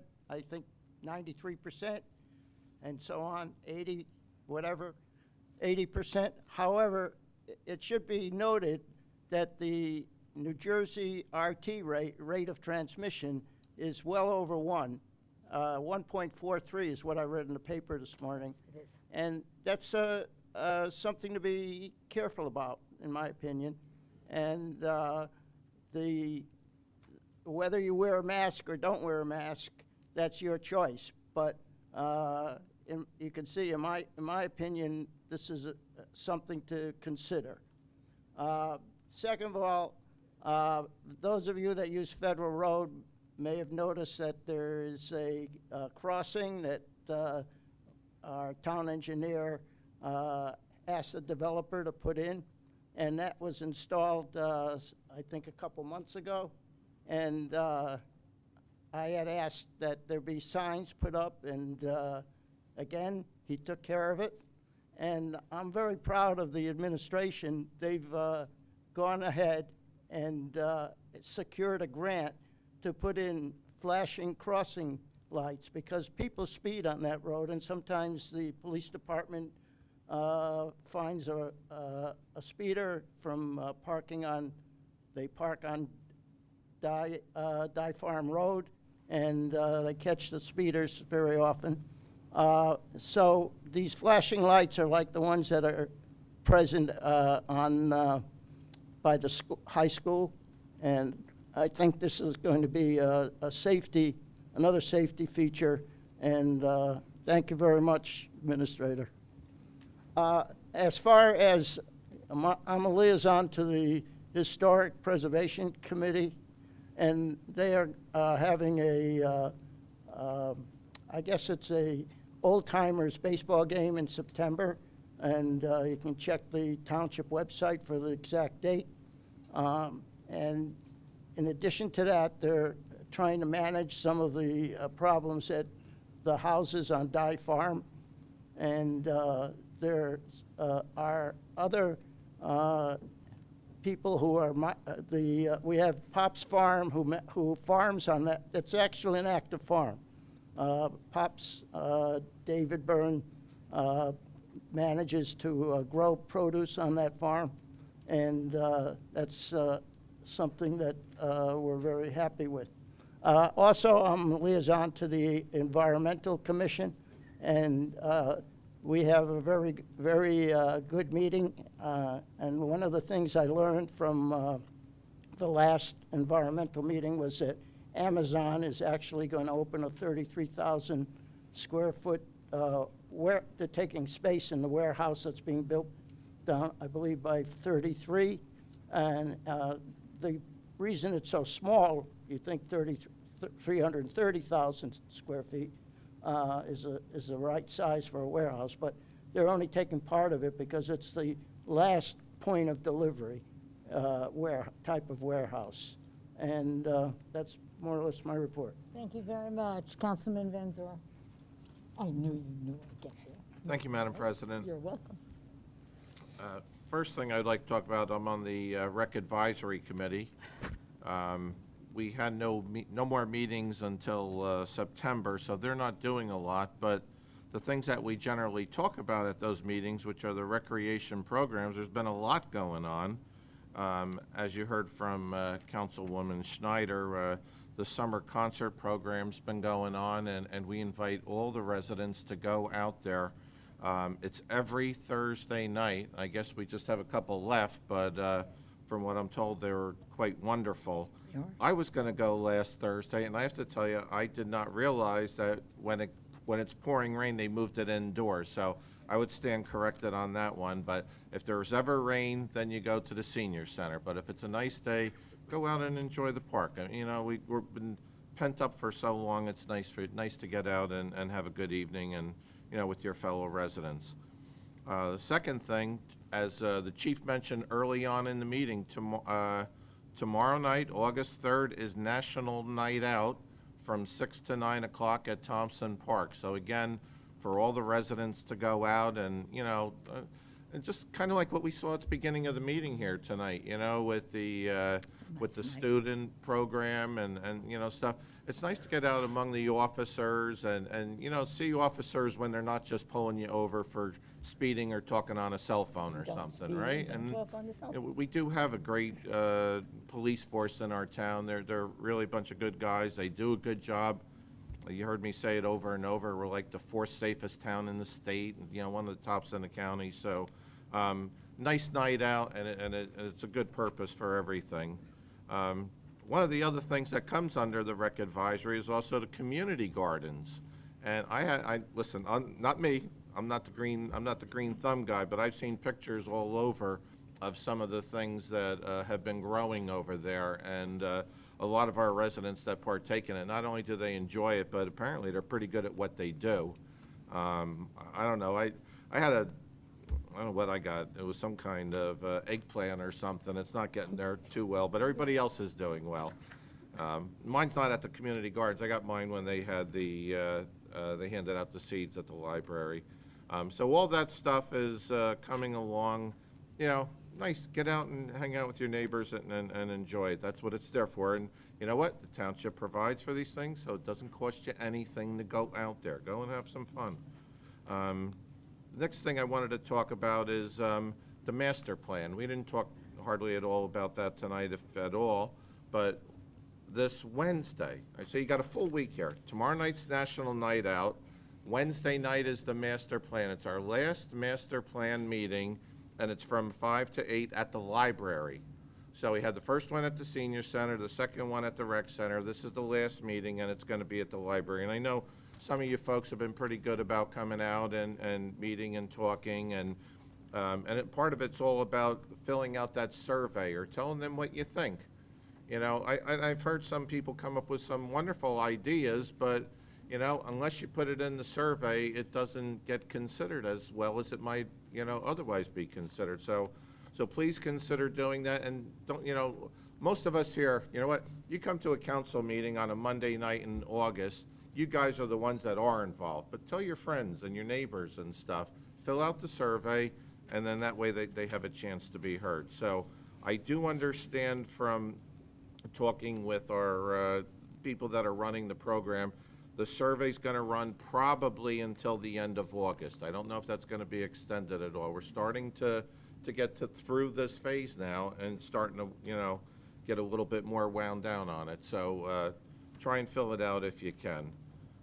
Other than that, I think it was the last meeting we had our vote on the cannabis, and I was overruled on that. I just asked the council, and I understand that the state we're now at a point where the state is supposed to make a decision around the end of August as part of that Cannabis Regulatory Commission as to who's doing what. we don't know if that's really going to happen or not, but we're just trying to monitor it now. So if it does turn out that we know exactly what we're doing and how much we might be able to get in terms of tax revenue, maybe we'll reconsider that. I would ask it. At this point, perhaps not, because we don't know any more than we knew a month ago, but as we find out more and as things start to crystallize and we know, if we did this, we might be able to earn X amount, that would be something that we might consider in the future. So not a whole lot going on there, but at least we'll keep an eye on it. So that's all I had right now, Madam President. Thank you, and thank you everyone for coming out. Councilman DePiero, Thank you very much. you're most welcome. So I have a couple questions and I have a couple comments. First of all, the update I'd like to have on repaving of Monmouth Road. I just want to make sure that's going to get done before school opens. There's a school right there. Mr. Razumowitz, off comes the mask, and here you go. Thank you, Council President. That is the same contractor who's doing Camelot at the moment, and the plan is to be completed with Camelot in about 2 weeks, and then move over to Monmouth Road and complete that small section that has to be repaved. All right, thank you. You didn't comment on the railroad crossing on Gravel Hill, Spotswood. I know you were out there with with Conrail and everything. Can you give us an update on that? Please, sir. Council President, we Yes. did have a meeting with the railroad on NJDOT out on Gravel Hill near Public Works. Right. And what they've reviewed it. It is eligible for upgrades. It will be upgraded. They're putting it into the next round of programming. Don't hold me to the date, but it would be sometime next year. I'll have to report back as that gets closer. Thank you. So we noticed District 3 Fire opened up their new fire station on Schoolhouse and 522. I want to congratulate them along with EMS. As a fire commissioner with a different hat I wear, I know that's very difficult. I just want to say a shout out to everyone that was involved in that project, because it's not easy. As I said before, the cost of construction is through the roof. And I just want to say, good luck to all our firefighters and our EMS workers, and wish them well with their new building. A while back, residents keep calling us and asking us for a traffic study on Spotswood Englishtown, down by Taylor Avenue, all the way up until Matchaponix. Our chief said that he's got his staff working on it. I just want to know, do we have an update on that traffic study yet? Council President, I can. Council President, please, if you can do that. Yes, sir. Yes, thank you. Yes, we're reviewing that with the police. They have prepared a study. I'm working on my portion of that, and I expect to have something before the council for a recommendation and a reduction at the next council meeting. I've also reached out to the county, so they know it's going to be coming as well. Okay, good, because it'll make a lot of our residents happy to slow the traffic down, along with connection of sidewalks that are missing from Camelot Drive until Tall Oaks Drive. We're missing sidewalks. It's very important our residents have sidewalks on that county road. So hopefully that will be included. I also want to thank Mark and his staff, as our business administrator said, 2021 paving, you guys did a great job getting it done before the schools. I want to thank your staff, Mark, and you, and also the contractor, as I followed it around town, and you guys are doing a great job, and so is our contractor, so thank you. I want to welcome Patty back. It's very nice to see Patty back in the building. It's very nice to see all the residents back in the building. But Patty is the backbone to what we're up here, and her staff as well. I don't want to say it's all Patty, because her staff is very important to all of us, and I just want to say welcome back, Patty, and thank you. Thank you, Councilman. I appreciate that. You're welcome. I'm a little taken back that no one said anything about the flooding in Stonebridge. I see pictures. I visited over there. I have employees that work in there, and I have friends that are in there. The engineering I'm not an engineer. I don't try to be an engineer. But when I look at pictures and I see flooding like that, it's pretty scary to think that, what's going on with our overbuilding and the community, community as a whole. So it could be my development, could be your development, could be, we're all one here. So when I see that, it's just heartbreaking to see people that have to go through that. And hopefully, we are doing something. OEM, I have no idea where they are. As far as that project is concerned, I asked for some OEM minutes and reports and when their meetings are, but I got directed to go to the chief of police, which I don't know. We don't get any reports. I didn't see anything, but hopefully our OEM was out there helping these people, which they are our taxpayers. Along with that, Bentley Road, I received a couple phone calls from residents looking for water. I did talk to Joe about it, and they are getting some help from Middlesex County Board of Health to see if their wells are contaminated, but there might be something coming up along the roads on Bentley Road. So that they are complaining. And also Avenue D, I met some residents that need some more street lighting. Mark and I talked about it today.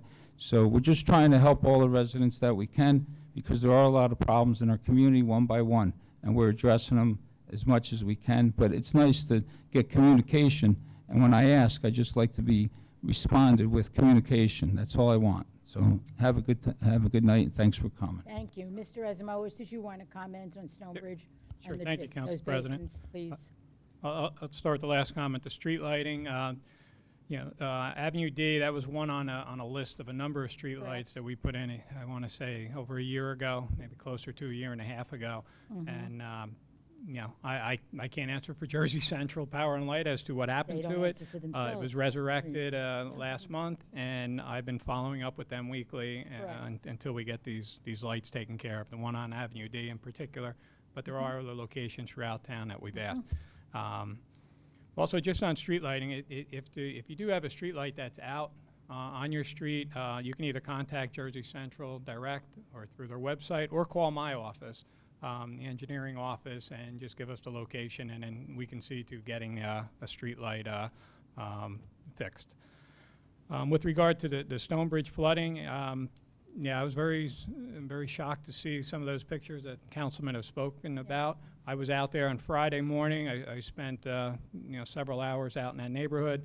There were two particular locations in Stonebridge that did sustain flooding, one worse than the other. But nevertheless, there was some flooding issues. And I've had meetings with the management company who handles their homeowner association, and I've spoken to the board president as well. So my office and staff will be working with them to try to help to resolve this going forward. But again, we were out there. We've surveyed it. Myself and my team were out there. And I was out there again this afternoon as well looking. I've met with a couple of the residents. It is quite shocking, and we'll just work with them any way we can to help resolve this, whether this was just Mother Nature, with it was an excessive amount of rain in a 1 hour period. Certainly, the system designed to handle that type of rain in a 24-hour period, it came within an hour and a half all at once. But we're looking into it to see if there's some other underlying reason. Very good. Thank you very much. I'm last on the list. At this point in the meeting, I wanted to comment on several things. I know that the councilman discussed OEM. Our Office of Emergency Management has always functioned in an exemplary manner, and they tend to have their meetings as a group. I had some past experience, professional experience working with OEMs, and I certainly know that if they needed to be out there, they will always be out there. I once commented to the chief that I could show him a certificate that I'd taken some FEMA courses if he'd let me into a meeting. So I know that they continue to do good work. Like many of our residents, I'm frequently concerned about JCP&L and power blinking and power outages and things that occur. And I don't know if you are all aware that there is some work, there is some study of looking at JCP&L that is going to take place, and our mayor sent a letter to that effect, that this is something we need to do, that their emergency responses certainly need to be improved. So let us see if that seems to work. We get some relief in there. I remember being astonished that after the major storm of all those years ago, JCP&L was quoted in a newspaper as saying that one of the things they did was now have an incident command system so that they could respond. That incident command system may in fact need to be strengthened because of all the weather changes that we're having, both here and nationally. I am the liaison to two committees. One of them is the Cultural Arts Committee that sponsors all those lovely concerts.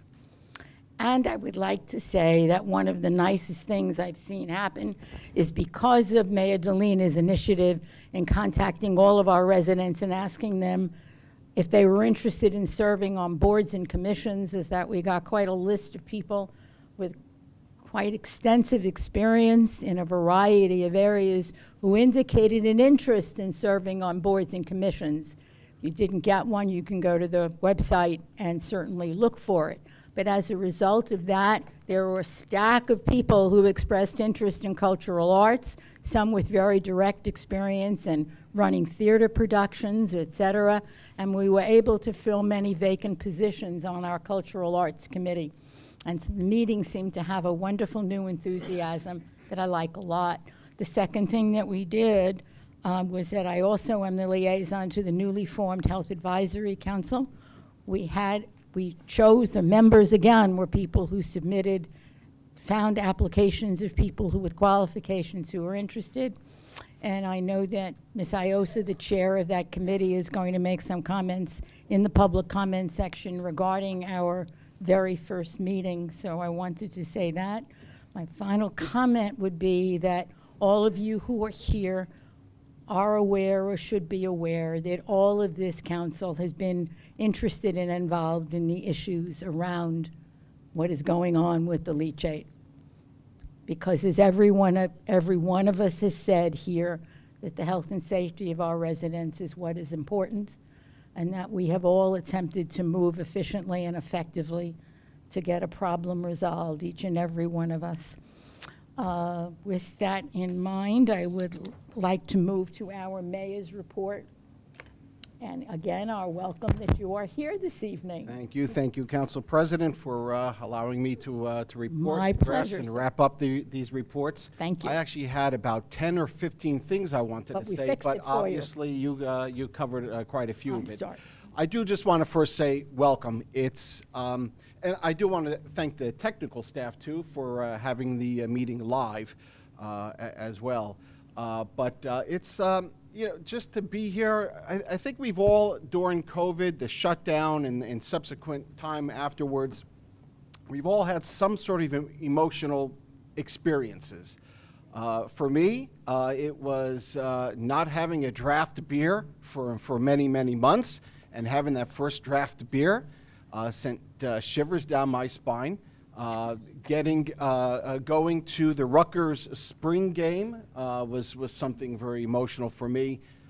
Getting on an airplane for the first time in many, many months, and then obviously hugging my mom as well.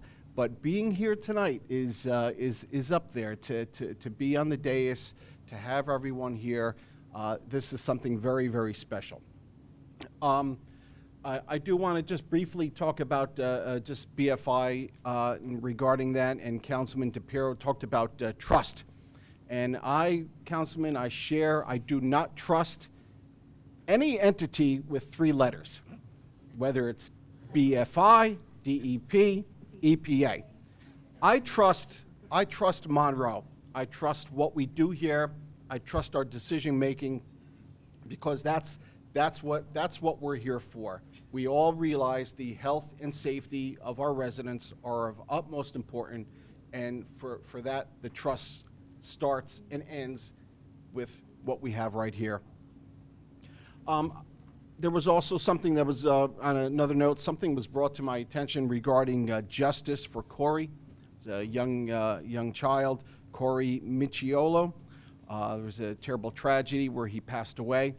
There are some issues with parents. However, I know there is a Monroe lineage to this issue, and I just want to say that, obviously our hearts are with the family members, and that obviously you want justice to certainly prevail in that. That's in that regards. We are commemorating the 20th anniversary of 9/11 in September. So on Saturday, September 11th, we will be holding, as we normally do, at a memorial park, a observation in commemoration of that particular day. What we are doing here in Monroe, are we asking residents who want to share a memory of that day, a memory of a loved one, to please email us that memory, whether it's a photo or a letter or observation, and please send it to us, because what we'd like to do is just put something together in commemoration of that tragic day. As what was noted before, we have National Night Out coming up on Tuesday, as well as the Master Plan Open House. And I just did want to say, that I'm pleased with the progress and the process so far regarding the Master Plan rollout. And I do want to thank those who are involved, whether they're Terry, Councilman DePiero, Joe Stroin. I know we have Michelle Arminio, who's on the stakeholders board in regards to that. I mean, this is engagement by the community regarding the master plan, and I hope it shows that we're making that effort to be inclusive in regards to that. And please, if you have not participated in the survey, please, now's your opportunity. I do want to just take a moment to talk about bathrooms. I know, I like, I'm very partial to commodes, I'm going to digress here and go on a tangent. So my family owned a tavern for 75 years.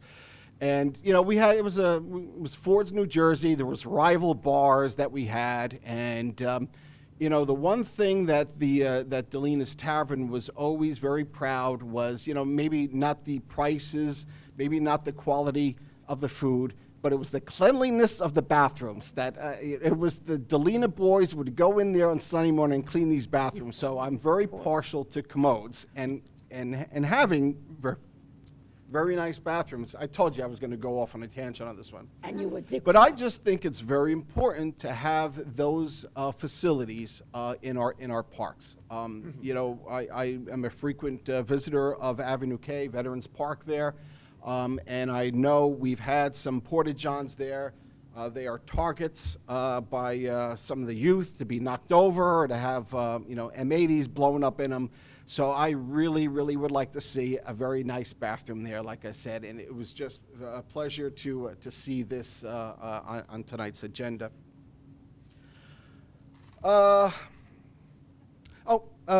Councilman Van Zora brought up about cannabis. And I did want to mention, I was not at the last meeting, and I did want to just kind of commend everybody on the council here, as well as the administration, in the effort, the thought process, and the research. For me, as mayor, I don't have a vote in it, but however, it's something that's going to impact the residents. So I'd like to do my own research in regards to that. And my son, who just recently graduated Rutgers from the School of Environmental and Biological Sciences, I said, hey, what do you think about this, marijuana thing? And all of a sudden, he was telling me, about growing it and the crops in New Jersey. And he happened to be taking a class with one of the leaders in the state in regards to research. And I was able to share those slides with the council members. And I do want to thank Dr. Jim Simon, the Distinguished Professor of Plant Biology at Rutgers University, for helping us make that decision. I did take it a step further, because when I first heard about marijuana and growing, For me, when I think of Monroe, I think I like to think of preserving farms and farmland. And I said, wow, here is a great opportunity for our farmers to take on another crop in regards to, I'd much rather see them be, growing stuff as opposed to, selling their land for development. So I did reach out to James Etch, Mr. Gasco. I also reached out to Mr. Haluki as well in regards to just, hey, what's your opinion as a farmer in the town? And they said they're staying away from it. They want to have nothing to do with marijuana growth here in Monroe in New Jersey. And I felt, I'm like, oh my God, this is what I was going to, base my, big grandstanding that this is something we should do. I stand up for the farmer. My son went to, to be a dirt guy at Cook College, and I'm like, this is good stuff. And I felt like I did on my prom night. I felt left at the door, no one was there. So they said, well, New Jersey isn't really the best place to grow marijuana outside. So they would have to invest in a lot of money in growing cannabis inside. One of the farmers complained, he goes, I have a tough enough time stopping people to steal my corn or apples. You imagine if I'm growing pot, it's going to be even worse. So they said, no, thank you, and they hope that we even knock it down. So I thought that was very interesting. I wanted to bring that to light in regards to that. I did share that with all the council members. Going to finish up with two items. One is you'll see behind me here, this is a thank you card from my friends at Mount SEPA. It's a summer camp, Monroe Township Special Ed. It is a program that we've had here for many, many years in Monroe Township. My kids not only attended, but they were also the camp counselors there. And I always tell the story when my son was a counselor, and they had a day trip to Rutgers University to go swim in the pool at the gym, which I would frequent there to play some racquetball. And I stopped by because I knew the Mount SEPA camp was going to be there. And as I walk from the locker room into the pool area, I just hear screaming, massive screaming. And I look, and there is this large Olympic-sized pool, and it's wall-to-wall kids just flailing. If you saw the movie Titanic, when it sinks and everyone's just screaming, that's how it was. Obviously, not in the throes of death, but in the throes of having fun. And I'm looking, and in the middle of it was my son, as a counselor, trying to break up every of the fights. And to that day, my son, I realized, I said, wow, I think I did right. Because for him to tolerate that obviously I must have passed something along. However, about 2 weeks ago, I was invited to come and visit the camp, and they said thank you very much. There was a nice young boy there who he was impressed that I was mayor, and he goes, I want to be president one day. And I said, well, you can count me as your first vote. So I did want to say that. And I do want to finish, Councilman Schneider had brought up about Doris Odell as 100 years old. I do want to also say that there was a woman, her name is Florence Johnson. Her birthday is on Wednesday, and she is 100 as well.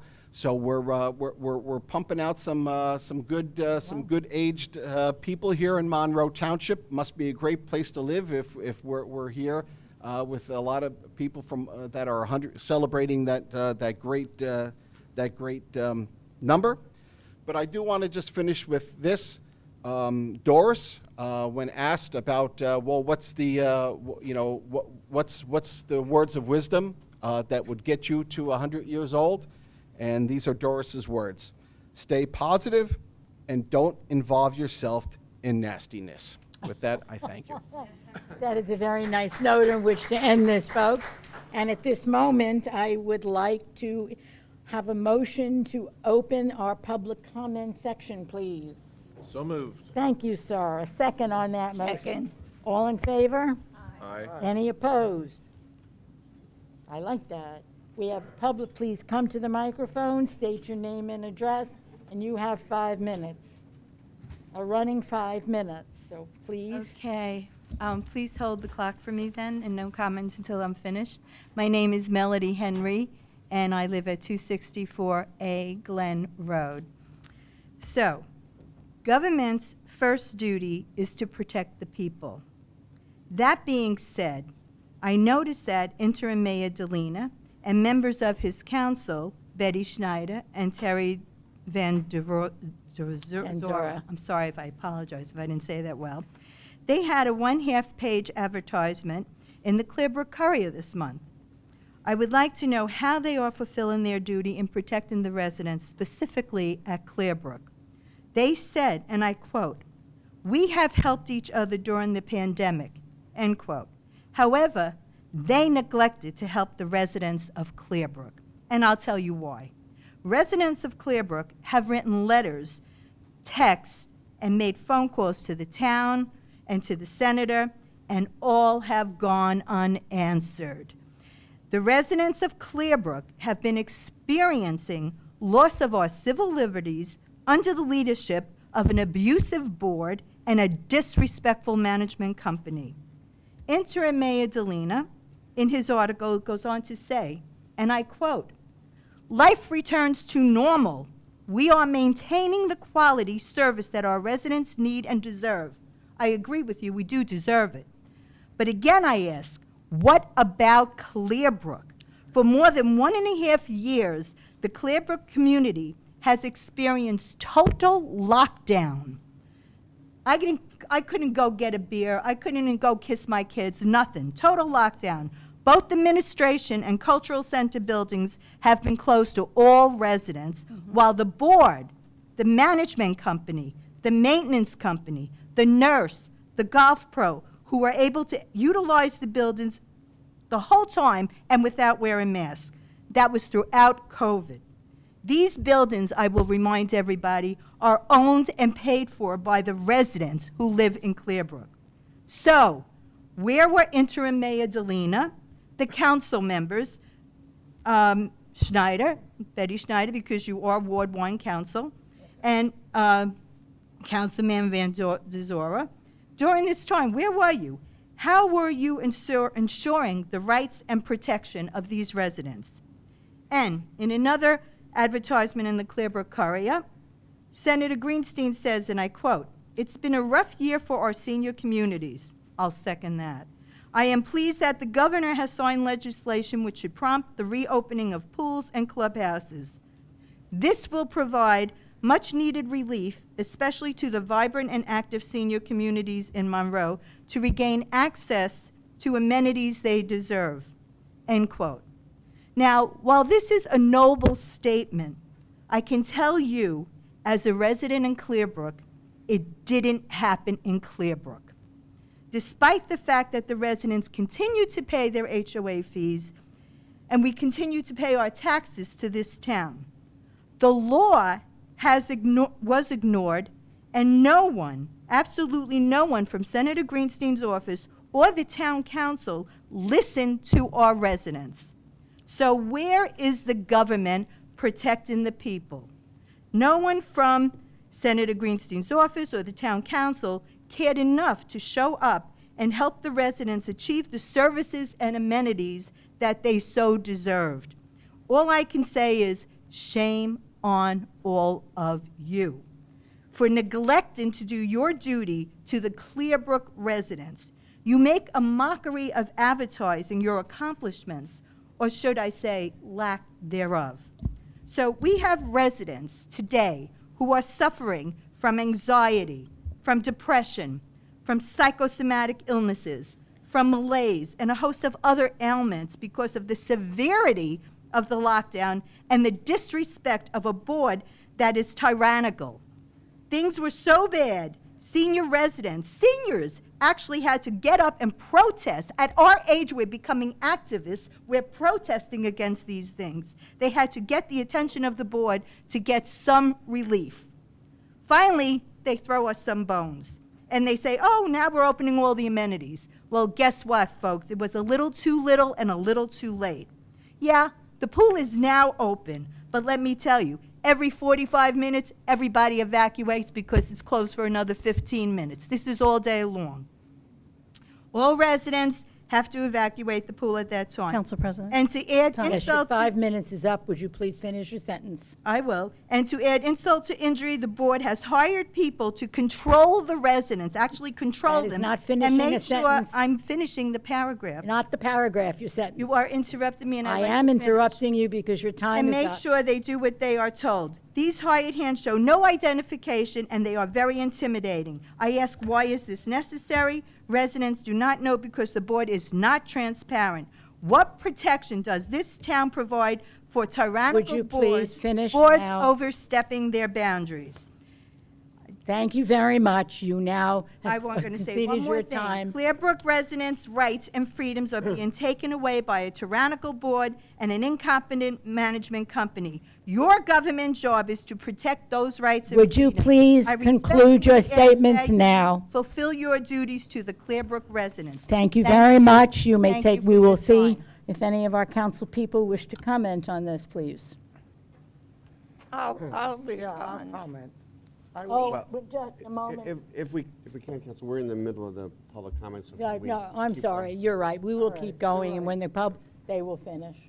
You will get a response. May I have another resident, please, who wishes to come up to the microphone if you wish to speak?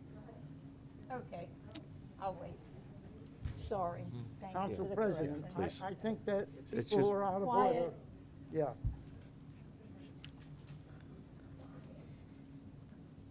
Good evening. Good evening. Eileen Iosa, 41 Harrigan Avenue. I'm the chairperson for the, sure. Okay. How about now? Better? No, you're good. Okay. So I am the chairperson for the newly formed Health Advisory Board, and we held our first meeting this past Wednesday in person, which was really great to be out and to actually see people. We discussed some of the goals of this committee. As the COVID crisis continues, there are talks of the possibility of a booster vaccination needed, and the board discussed that building on the prior existing program provided by this council, that we once again would bring this booster to the homebound in our community. On the board, we're lucky enough to have an epidemiologist, and she has brought to our attention that there are pockets of young immigrants in our community. These immigrants may have come from countries whose healthcare systems may not be on par with our own, and we are going to be working on a community assessment to identify the needs or possible needs of them and see what we can do to remedy this. We are also lucky enough to have a high school liaison as a part of the board, and he's helping us to identify health education needs on the high school level and middle school level. In the past, under Mayor Tim Borough, the town had partnered with Monroe's Youth Advisory Council, and working together, the town helped facilitate speakers and education related to the needs. And some of the needs that were identified or spoken of were the dangers of vaping, bullying, mental health, especially during these times of COVID, and sexually transmitted diseases amongst the high schoolers. And again, it was the first meeting, but hopefully in the future, we could continue the partnership and maybe help provide some of education with the Youth Advisory Board. There are many many public health services that are offered through the Middlesex County Health Department. And we discussed the possibility of coordinating and partnering with them and providing a community health fair. Possible locations could be the rec center or the senior center.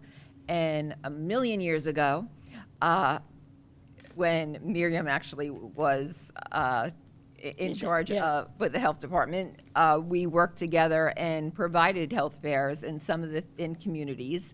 And some of the things that we did provided, health department is basically preventative care, and we provided blood pressure screenings, pap smears, breast exams, oral cancer screenings, and hopefully we can possibly provide this for our community in the future. Obviously, these different things are going to be prioritized, especially with what's happening with the resurgence with COVID and the different variants. And I look forward to providing and helping provide services to the community, and I'm very excited to be a part of this new board. And Thank you. hopefully you will be happy with what we can do. Thank you. Thank you.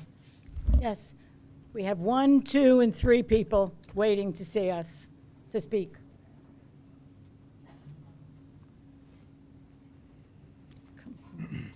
Peter Tefano, 10 Catherine Street. First thing I want to say is the Junior Police Academy is an excellent idea. I think we should do the same thing as the fire department should do the same thing, so we can get some more volunteers to save lives in this town. My first question, and I would like the clock stopped after that first question's asked. Well, we're going to answer your questions at the end, so you don't have to worry about that. How does the council and mayor feel about remote participation, meaning that we have a large population of people who can't always make it to the meetings in person, and many who still fear this pandemic? My second question is, one of the greatest problems that face this community is our overcrowded schools and lack of state funding. Linda Greenstein, the person who can fight for us, has sponsored 20 pages of bills just this year alone. Not one of those bills was to get fair funding for Monroe or to change the builder impact fee laws. Yet I see her every election year at barbecues and Boy Scout events. I see her getting endorsed by local Democrats. I'm just curious, do you work for the voters of Monroe, or do you work for her? And when are we finally going to show her the door? Out of order. That's my questions. Thank you. And I asked that last question at the risk of being called affectionately a pig again. That's me, by the way. I know you don't even know who I am, but I'm Pete Tefano. Now, I'd like an answer, please, to those 2 questions. We're waiting till we finish our public comments. Yeah, we're going to answer We're the question going to wait at the end of public comment Yeah, period. okay, thank you. Our next public commenter, please. She's, come up and wait to be, go ahead. Stay, since there are more, why don't you come closer? Yes. Andrea Weissman, 194A Newport in Clearbrook. I'm glad you visited Doris. Feel free to come in 3 weeks. My mom will be 100. Oh, okay. And she's lived here for 34 years, which is what brought me here. A few years ago, I tried to establish a little group called Clearbrook Comrades to help some of these elderly people, but it was shot down by our non-responsive board. Right. Melody is a tough act to follow, but I'm going to jump in for one Go right ahead. and try, because I've heard so much about safety. And a few years ago, my mom and I tried to talk to the board about some safety issues. We were shot down. Very important one. What board you're talking about? Our Let her board. finish, yes. Yeah, our Clearbrook board. We asked for a simple sign at the pools that says, no texting or earbuds or dark sunglasses while lifeguarding. Even after a man drowned in the pool and was rescued, we were ignored. We write emails, they're not answered. You know how that feels. Okay, so I'm asking on a pool township level, can you maybe start a drive like that? Because we're in the pool all day long, and there are sessions that nobody is looking at the pool. We've even asked the same question to 2 pool companies, and were ignored. And we have another safety issue. I come from New York, sometimes known as the jungle, out here in nice, calm Monroe Township, and I have encountered so many adult bullies, and a lot of them work in our administration. They are on our board. I have my own personal 24-hour harasser and stalker. I have gone to the police, made police reports. They tell me to go to administration. Administration plays volleyball, sends me back to the police. So I was wondering if maybe on a township level, you could start some sort of drive or even comment. I mean, we've all heard some rumors that sometimes police are bullies too. And maybe something as simple as mandatory anger management classes and workshops, walls of shame for some repeat offenders, because it gets worse and worse. We've had a lot of incidents at Clearbrook that you would never see in New York City. So, and that's my story. We thank you. Sir, yes, please. With your name and address for our record, please. Brian Fabiano, 19 Patricia Place. I appreciate the mayor's comments, and I know we'll all agree. You know, it's nice to be back here and, you know, have a beer and all those great things. But just remember the amount of residents that are no longer here that can't enjoy that beer or go to a Rutgers game. You know, they may have passed from COVID, or, you know, a family member might have lost someone. So maybe just, you know, keep that in your mind. You know, we're fortunate to be here.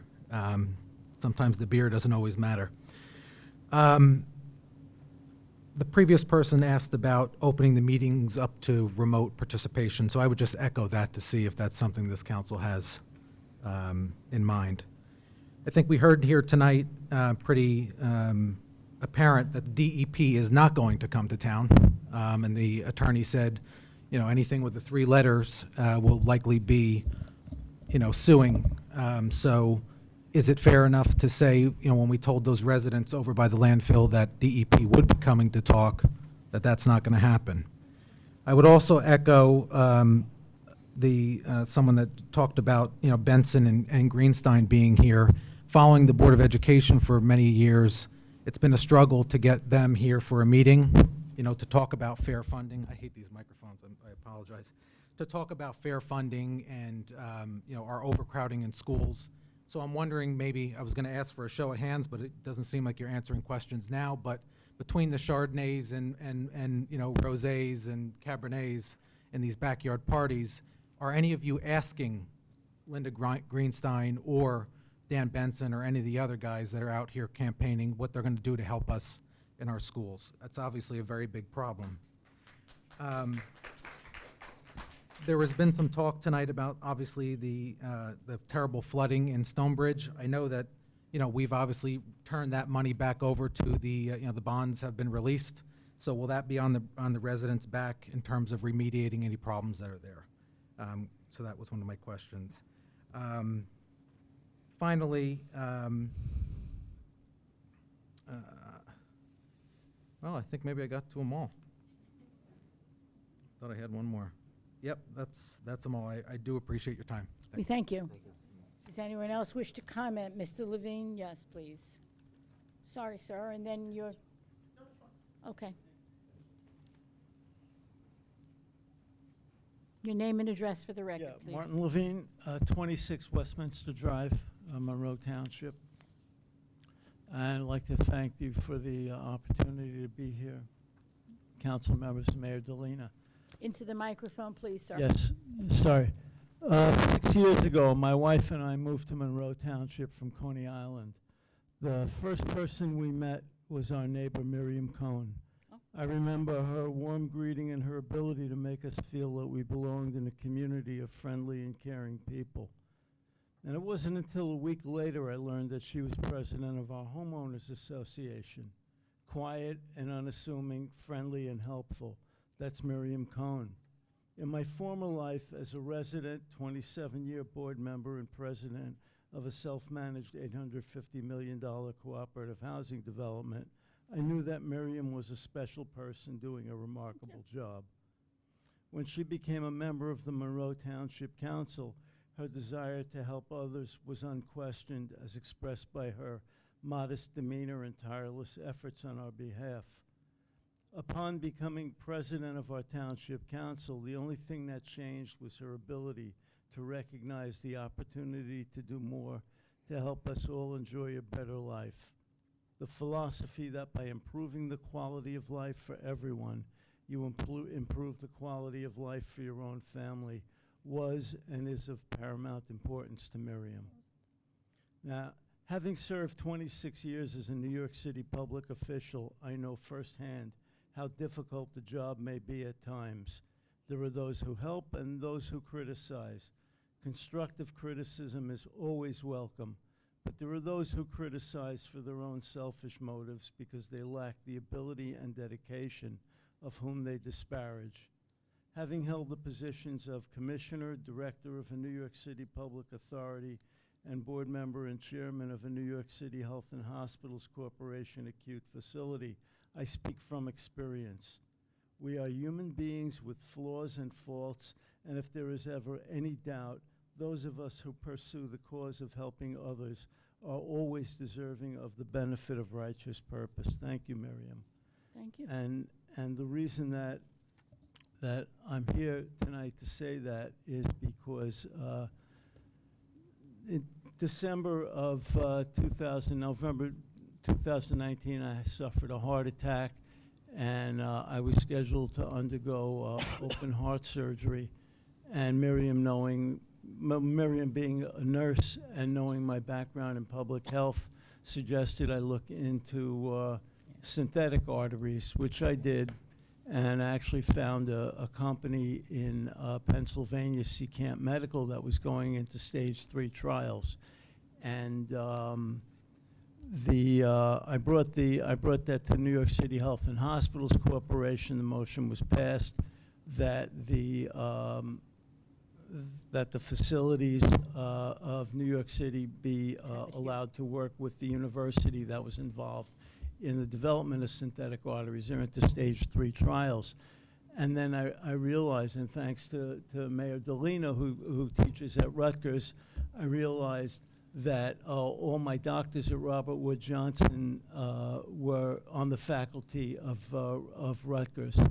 And my surgeon is the chairman of the department, cardiothoracic surgery, and my cardiologist also teaches there. And I asked them if they would be willing to take part in the, the studies and, whatever's coming out of it. And they all agreed that they definitely want to be part of it. And so I felt it would be my responsibility to bring it to the council and to the mayor. And if they would be kind enough to take a look at all the information, have everything documented. I gave it to Miriam before, and I'll hand it in before I leave. Embarrass me. That we're in a position to help save millions of lives, and especially Monroe Township, where we have so much of a large senior population. 51%. I mean, when I was in Brooklyn and I was the community board chair in Brighton Beach, Coney Island, Seagate, and Gravesend, Almost out of time. yeah, we had the largest senior population in the city of New York, and it was 60,000 people. And then at Coney Island Hospital, we covered 800,000 people. And it was a lot of responsibility, and you always think of what you can do to help. And so tonight, I ask if the board would, and the mayor would take into A consideration look at this material. the resolution. After you've And I'd like to successfully- just submit this before. I thank you. I have it, and we will read it. Thank you Okay. very much. Thank you. Thank you. This is interesting stuff. Where is our, there you are, sir. Please. Someone else was going to say it. Oh, somebody pulled the thing off. Okay, Robert Theoret, 273 Corliss. Regarding 3 letters that their trust is questionable, CCA, specifically the board. We had a serious issue at the pool. The governor of New Jersey opened up all facilities in retirement developments on July 4th. They had the lawyer from CCA go on a Zoom call and tell all the residents that they chose to follow the CDC guidelines and not open the pools. Obviously, can you imagine the situation we had with, like everybody else in the state, being locked down for a year and a half, just the angst of wanting to get to a pool on a hot day, and when they finally opened it, they bring in a pool company that told everybody without warning, after myself being there for 5 years, this has never happened, this pool company wanted everybody out of the pool every 45 minutes. Every single 45 minutes, all day long. They allowed 12 people in the pool, you had to make reservations, and then every 45 minutes you had to get out of the pool so they could test the waters. Well, it got heated one day, and the CCA lawyer told us on a Zoom call that the gentleman and his wife were forbidden to come into the entrance now. Their swipe card, if you will, was taken from them, and they had to enter the development where they live and give their names in order to get into the development. And that is still currently in force. This is ridiculous treatment from our board. And that is why there are so many members of Clearbrook, or residents, I should say, here tonight. It is unacceptable the way the board is treating the residents of our development. And it doesn't seem like anybody on this committee or the mayor, who has definitely been involved, I know people have spoken to this board and this mayor, seem to care about us. Furthermore, and lastly, also, somebody on the board or in Taylor Management or in the CCA have opened up federal mail that was not addressed to them, and that is against the law. I want to know why nobody is listening to the residents of Clearbrook. Thank you. Thank you. There's two more people that I see that have their hands up, and a third, fourth, and fifth, so let's try to make sure we get to everyone, please.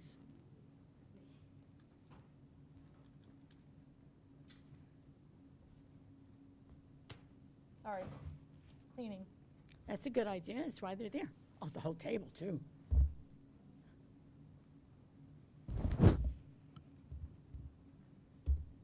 Hi. Hi. My name is Sue Reiser, and I'm a resident in Monroe here for quite a few years. And I want to talk tonight, I live at 19 Dragowski Road, about a different topic. Not that everything that we haven't said or heard so far tonight wasn't important. I'm here tonight to ask that you reconsider the use of one of the 12 transportation buses that Monroe has the use of. I've asked this before. I've asked some of you individually. I'm asking it tonight. Currently, our young adults that are disabled go to school, and then they're in a job training program, and then they're brought to a facility, and they learn the skill of the facility, and they're hired. Disabled young adults are hired. That's remarkable all by itself. They finish their high school career, and their job ends because they have no way to get to work. They have no transportation. They are very successful at these jobs and productive. After graduation, they cannot continue this job over transportation issues. Most do not drive.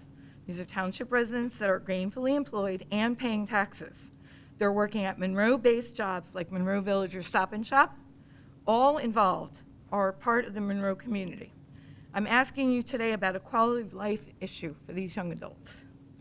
I do know personally, I've spent many hours on the phone with everyone asking why a young disabled person can't make use of the bus to go to work.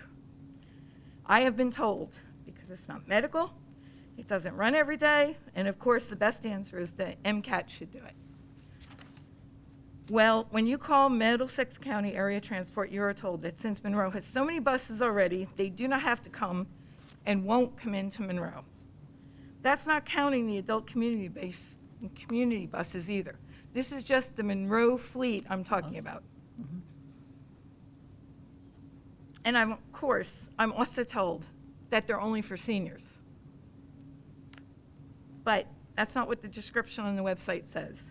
The description says the Township's Transportation Office manages a 12 fleet bus service that can be used by the residents 55 years of age and older, or if you are disabled. The buses transport seniors and disabled residents to routine medical appointments as well as designing designated shopping locations. Now, I know that's what it says on the website. I know I'm going out on a limb here. I know I'm asking something different, okay? I know that Monroe has several shuttle buses, Princeton A, Princeton B, Freehold A, Freehold B, and an in-town shuttle. Most are geared towards seniors and shopping. I've seen medical bus transporting one person at a time to physical therapy. So I think, and a few of my colleagues think, it's at least worth looking at. If we could reassign one bus for a work program, for work transportation, or for those young disabled that cannot work, a volunteer situation. I'm talking about a pickup in Monroe, a drop-off in Monroe, 5 days a week, not on the weekends. They could work part-time, they could work full-time, they could volunteer at the library. All of us parents now are currently driving. I'm not suggesting it should be free. Currently, my adult son, who's 27, is employed at Monroe Village and works 2 days a week due to COVID. He started there in high school. He is special needs. He graduated out of Monroe High School with a high graduating credits. He didn't go for attendance, he went for credits, and he graduated with high honors and marks. He has worked there successfully for 5 years. He's one of their most valuable employees, and in fact, when there was Sandy and when there was blizzards, they came and picked him up because he's a dishwasher. And everyone knows the kitchen runs the facility. Right. He gets picked up now by a driver, and we pay. We pay $10 and a $2 tip each way. That's $24 a day that we could instead be paying to Monroe if that's how it worked out. He only makes $35 a day. $24 a day is going for transportation. And I got to tell you, I'm a numbers person. I don't spend $24 on my travel expenses during the day, even with automotive all figured in. He is disabled. He will never drive. He will never drive like most of his peers do. But if we could set this up, we could enable it also for any of those high school seniors or high school juniors who are also working at Monroe Village. Because Monroe Village is a place that employs Monroe Township students. Yes. It's a hand-in-hand partnership. They recruit the youth, and for people like Jonathan, they retain the youth. Council President? I'm going to go as quick as I can. Some might consider contacting the employer for a ride. I did think of that, and I almost did so. Then I thought, wait a minute. How many times did anyone else ask their boss for a ride to work? Not many. But what if the township asked for transportation services and offered an incentive to the employer? Yes. Monroe Village also has a bus, so maybe a joint partnership could be worked out. I don't think a parent can do it. I think the township could do it. I'm going to ask that you finish your sentence. I I think just want to say we thank you clearly for your time. know what it is you're asking, so it's not. Thank you for your time. That's all I want to say. Thank you for your comments very much. Dr. Perot. Thank you. Your name and address for the record, and then you, sir, you wanted to speak again? Okay. Yeah. Yes, sir. Prakash Parab, 33 Dana Drive. If I'm on the advisory board, I'll advise and request to Mayor CDC policies. The CDC has said that wherever the COVID is expanding, and we Middlesex is in orange, everyone wear mask inside, indoor during gathering. It is requested, He yes. requested, even governor requested. I see some member of health advisory come and sits here without mask. So I'm not arrogant here. When I see I'm a scientist, I'm a PhD. When I see something, when the CDC is saying, and governor is saying, I know how bad the Delta variant is, even with vaccinated people, if get infected, they can carry a lot of virus in their nose. But because of vaccination, they are strong enough. So let me stop there, because when I heard this, my blood boils. Anyway, coming to the positive things, I request everyone do the survey of the master plan. I even said the councilman, when I did the survey, it was so good and detailed, Don't rush. When it may take for 20, 30 minutes, it is very expanded, good questions. So I request, I am happy that is up to the end of August, so I'll be writing to my community and everywhere, please do the survey, don't complain afterward, okay? I'm very impressed that 74 to 92% of our Monroe population is vaccinated. Very good news, very positive news. Regarding the question is, my request to President Yu is, when we come to the, as a, speak on the public forum, we ask questions, we need answers, because I'll be going home very soon. I don't want to wait, and there are 100 questions. My request is, whenever we ask questions, answer them, and we have 5 minutes. It is over, and we can get answers later on. That is my request. And another one request is a lot of road constructions are going on. I see very good things. Government, the Prospect Plain Road between Applegarth and Half Acre Road is not good, so I think next year we can add that road. And also, last year we had severe weather, about 70 or 80 miles per hour. A lot of trees were knocked down last year. Oh, storm, I'm sorry, I didn't, I thought you said speeding of Yeah, 70. we have miles per so many trees have to be planted in September. They missed it in February, March. So my request to the Shade and Tree Commission, please plant those trees so that, we can have good trees, okay? And another one thing, what happened, last year I contracted cultural arts, because we have a lot of Indian population, Asian population, and we do the Hollywood songs. And our people go and sing in South Brunswick, where South Brunswick mayor comes and everyone's here. We were told that we have to be a member of something, New York or New Jersey, we cannot get into the concert.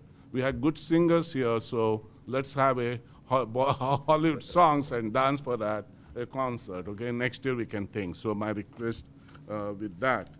And lastly, my question is, how much money we have received from the federal government or state government towards the COVID and help, and how we are spending it. Because nowadays, whatever I write on the COVID is read in Princeton Planet.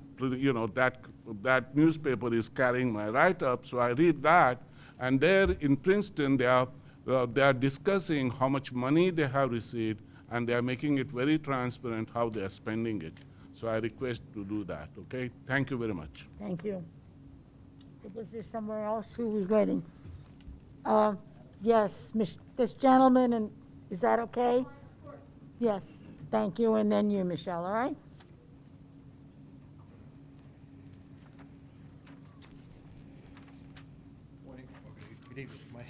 Good evening. It isn't morning yet. We're getting there, but it's not morning yet. Your name and address for our record, please. My name is Peter Simon. I live at 159C Pelham Lane in Rossmore. I've Yes. been living in Monroe Township for about 8 years now. Would you speak a little more what I loud? wanted to ask was about the Speak Your into the microphone. mic, please, sir.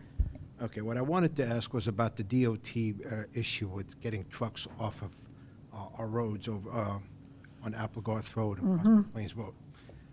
And I understand that that issue is dead. Now, has there been any alternatives presented since then? I'd like to offer an alternative if that cannot go through. Yes, sir. And I've seen this on River Road, which is a county highway in Middlesex County, in Highland Park. Truck restrictions from 5 p.m. until 8 a.m., 4 tons, reducing their speed to 25 miles an hour. Where I live in Rossmore, I'm no more than 50 feet away from Applegarth Road. I hear the trucks rolling by all the time. And some of them are disregarding the speed limit, and they're disregarding the engine brake rule. So what I'd like to know is what can be done to restrict the truck traffic. About 4 weeks ago, there was an overturned tractor trailer at the on-ramp for the turnpike. right off of the south side, on the eastbound side of Forest Gate Drive. The traffic was backed up all the way to the turnpike, going to Applegarth Road on Forest Gate Drive, with tractor trailers being forced to turn around to get on the turnpike from the westbound side of Forest Gate Drive. I didn't see any police over there directing traffic, or making sure it's done in a safe manner. So what I'd like to ask is what can be done to enforce the speed limit on Applegarth Road and on Forest Gate Drive, and enforce the no engine brake rule. Thank you. Thank you, sir. Michelle?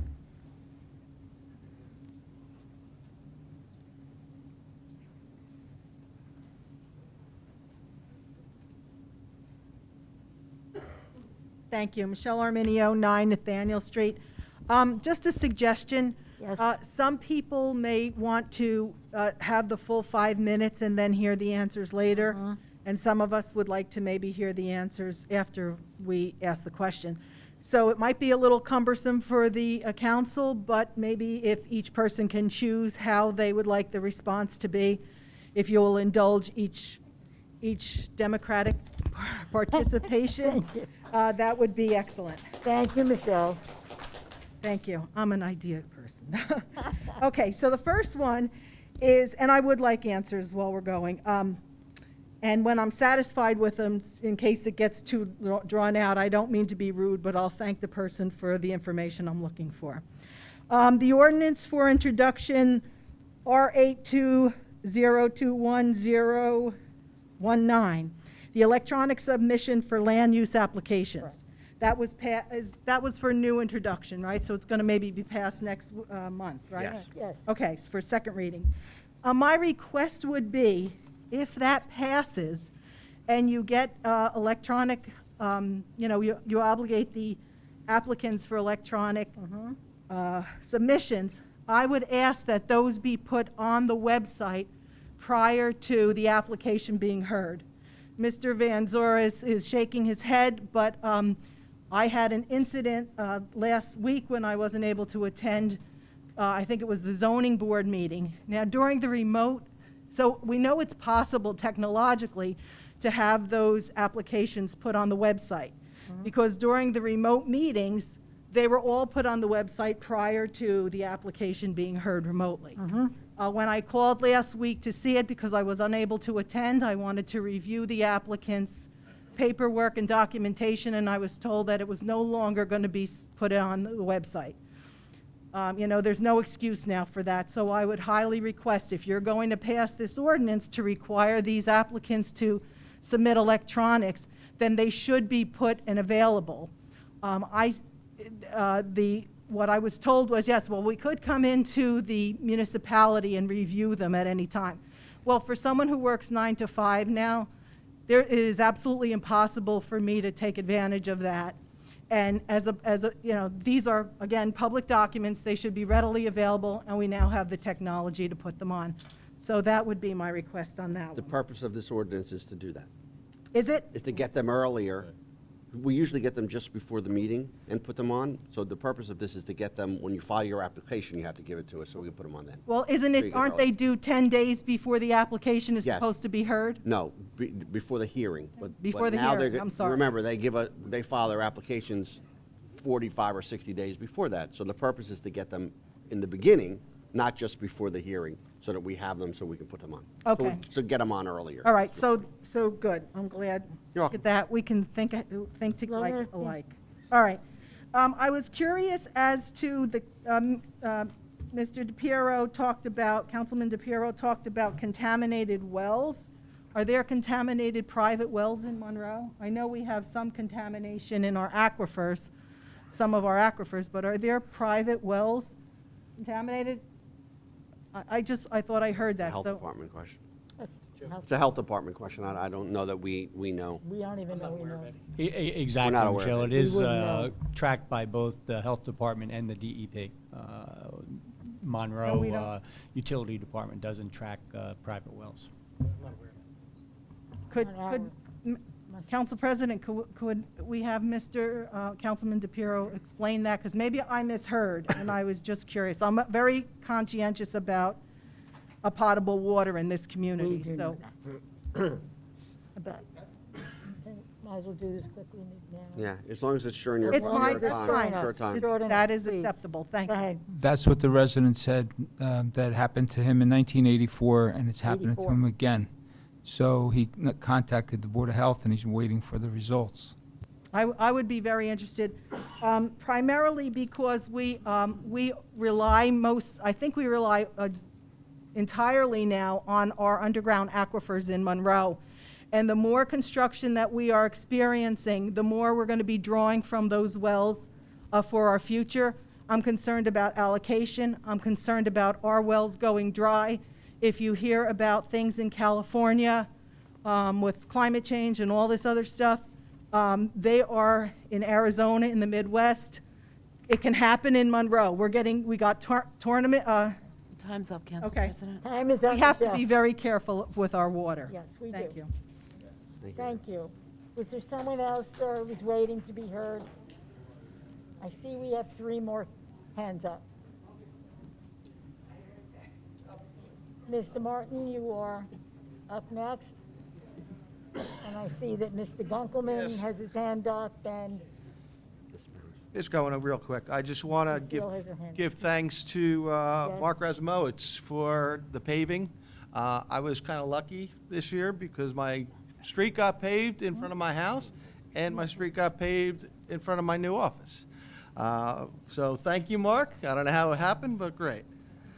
Okay, the other issue is the truck traffic also on Applegarth. My business was on Applegarth Road. I just moved, sold the building.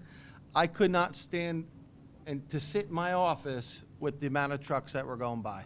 It is loud. It needs to be addressed. That area of Applegarth needs to be addressed. There's no sewer down there. There's no curbs. It's very thin. And as we saw the other night with the flooding, the whole place was flooded. Okay, that's a county road. We should get the county to step in and do something there, okay, on that road. Applegarth Road is very busy. The construction down on southern end of Applegarth Road, where all the new apartments are all built. So there's a lot of traffic going up and down the road. We need to engage with the county. We got to tell the county, we need to figure this out. We got 2 lanes on most of Applegarth. That area right there only has a single lane. It floods. Okay, there's no sewer there. So when that flooding happened the other day, guess what happened to all of those septic systems? And that all just came right up and it went right into that stream.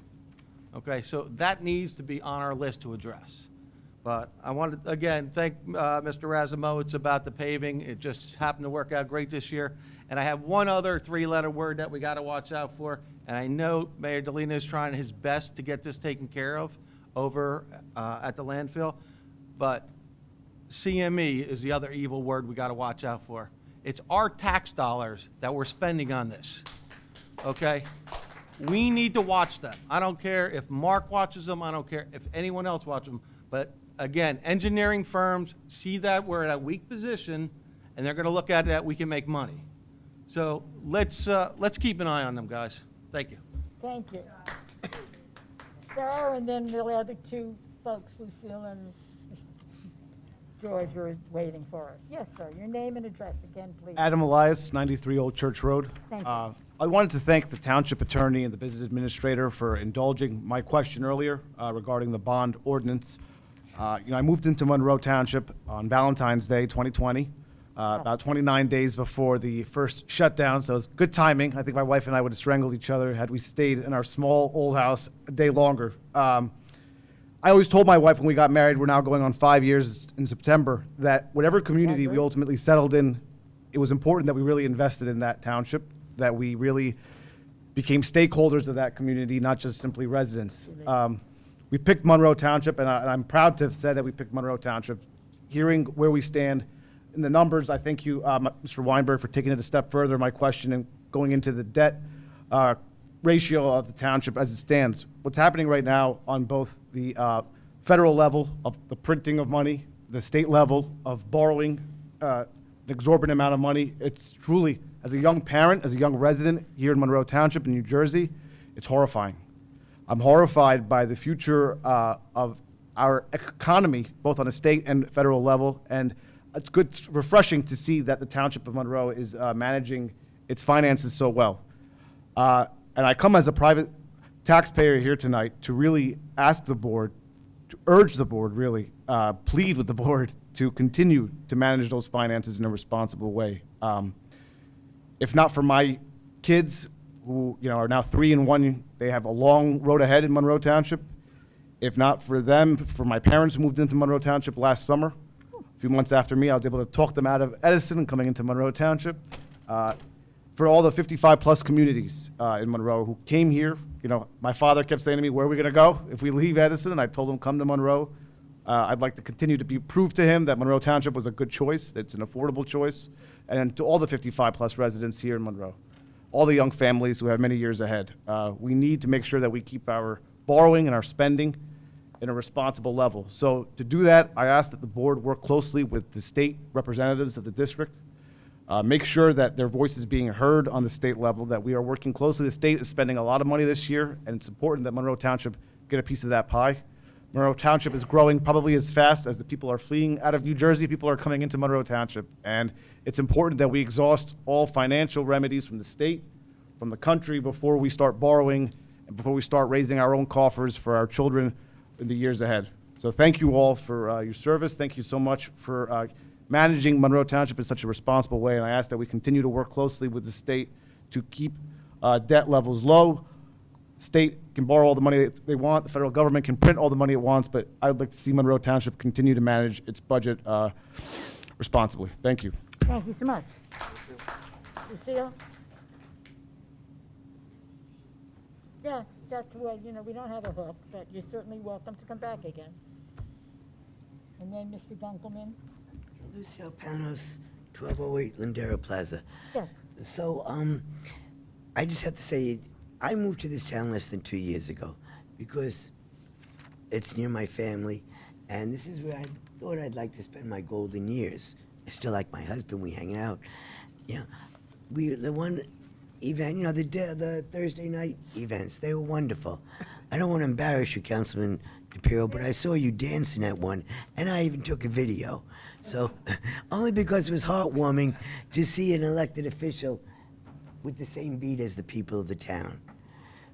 What I'm coming to, and you know me. I was a councilwoman in Old Bridge. I was the head of the county Republican organization. I'm not that anymore. I am a resident of Monroe who wants to live my golden years with my husband. I teach religion at St. Thomas Church. I'm not saying I'm a saint. I have a bit of a temper. I've been accused by Councilman Van Durza of, you're just being political. No, Councilman. I want to live my golden years. That's why I bring this up. What I do find is this council, this board, is quite political.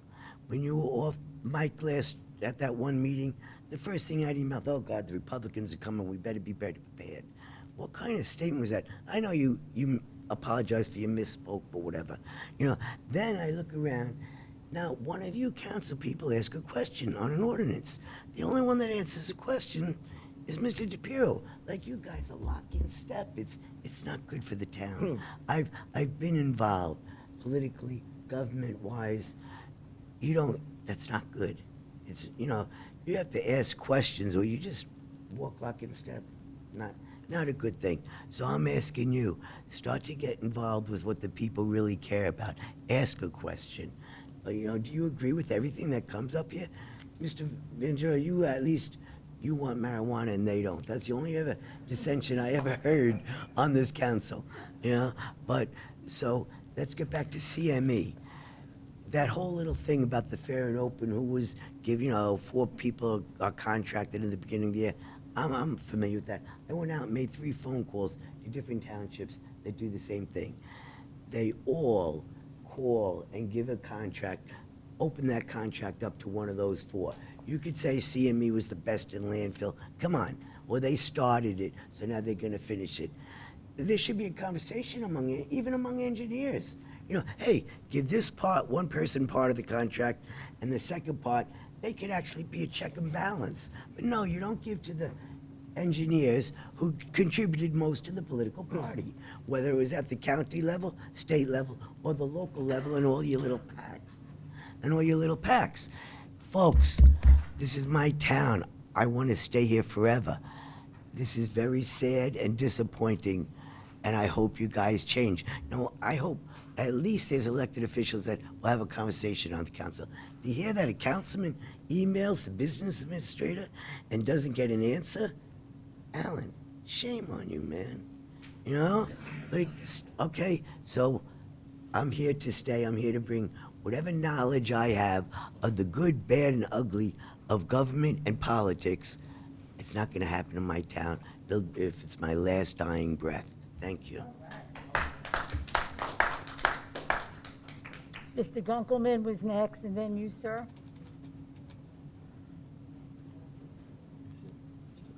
Mr. Gunkelman, oh no, he's ceding his time. How are we doing this, folks? Did you have a nonverbal conversation is what you did? Okay. You didn't know that the marathon event was tonight, did you? Yes, I did. Olympics be damned. George Gunkelman, 5 Kelly Court, Monroe. I have one quick question about the BFI thing. This force main is from where to where with an is it pumping to Sayreville? Where's it going No, it's to? pumping to our pump station, and ultimately it goes to Sayreville. So the force main goes from, roughly how long is it? And goes from what 2 points? Mr. Strine, please. You want to do it, Joe? It goes from essentially the perimeter of the landfill on Spotswood Gravel Hill Road to pump station number 6, the Outcall pump station, and it's roughly about 5,500 feet.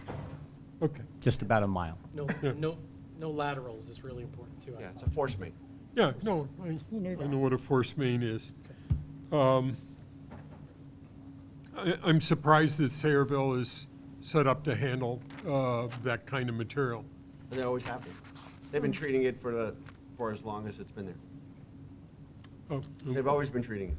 And then that fertilizer they used to sell was contaminated as well. We won't go there. No, we won't. Well, they stopped selling it for a Right. reason, yeah. I remember that. Going back to truck noise. This is one I don't know. It's tough because there's not much we can do about it because they're county roads and everything. But at the moment, for the last couple of months, there's a tremendous amount of triaxle traffic hauling stone to the asphalt plant over by 33. Do we have any juice with them at all to get them to direct their trucks to go down 33? I mean, I really don't know, but they come up Applegarth and all the way across Prospect Plains and down through there. And they speed a lot. I don't even know if I got behind one a week or so ago, and if it wasn't overloaded, I never saw one overloaded. When the dual wheels in the back, when they pick up the triaxle to turn, are rubbing against each other, they're overloaded. You can kind of tell. We don't have a scale. We don't have any way of checking on it. We could probably find out from the asphalt plant if they wanted to tell us because they go over a scale there. Anyway, I don't know if we have any juice with that. Is the plant in Monroe or is it in Millstone? Millstone. Okay. Yeah, well, we probably have no authority in there on, well, the last bit of it starts, of their trip starts on Monroe Township Road, doesn't it? Where they turn off of Prineville Road to go over to the asphalt plant. That section is, and the road shows it too. It's fairly beat up. Again, it's a tough uphill thing, just like Applegarth is, but enforcement might just encourage him to find a better place. There was an item on the consent agenda about a signalization at Meadow Boulevard in Prineville, and it said it's north of 33. I can't find that road on a map. Mr. Asimo, Meadow Boulevard and Prineville intersection? Yes, Council President, that is a new road that will be built as part of the marketplace at Monroe. It's between Make-A-Wish and the storage facility. Near 33. near 33. Down there. The tennis courts are across the street. Okay, so it's a... Right. It will be a new road on... future road. It's a future road as Yeah. approved by Okay. the planning board Yeah. already. Now he's Yes. better, because now he's All right. imagining No, I he missed the road. I have a quick question about the water bills. A big portion of every resident's bill is sewer.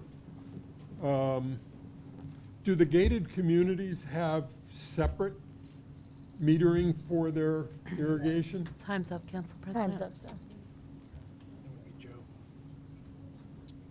Lady behind me said yes. Some do and some don't. Well, it just, when we get a dry period and we choose to irrigate our lawn, we pay a large sewer bill. So do I. That water's not going in any sewer.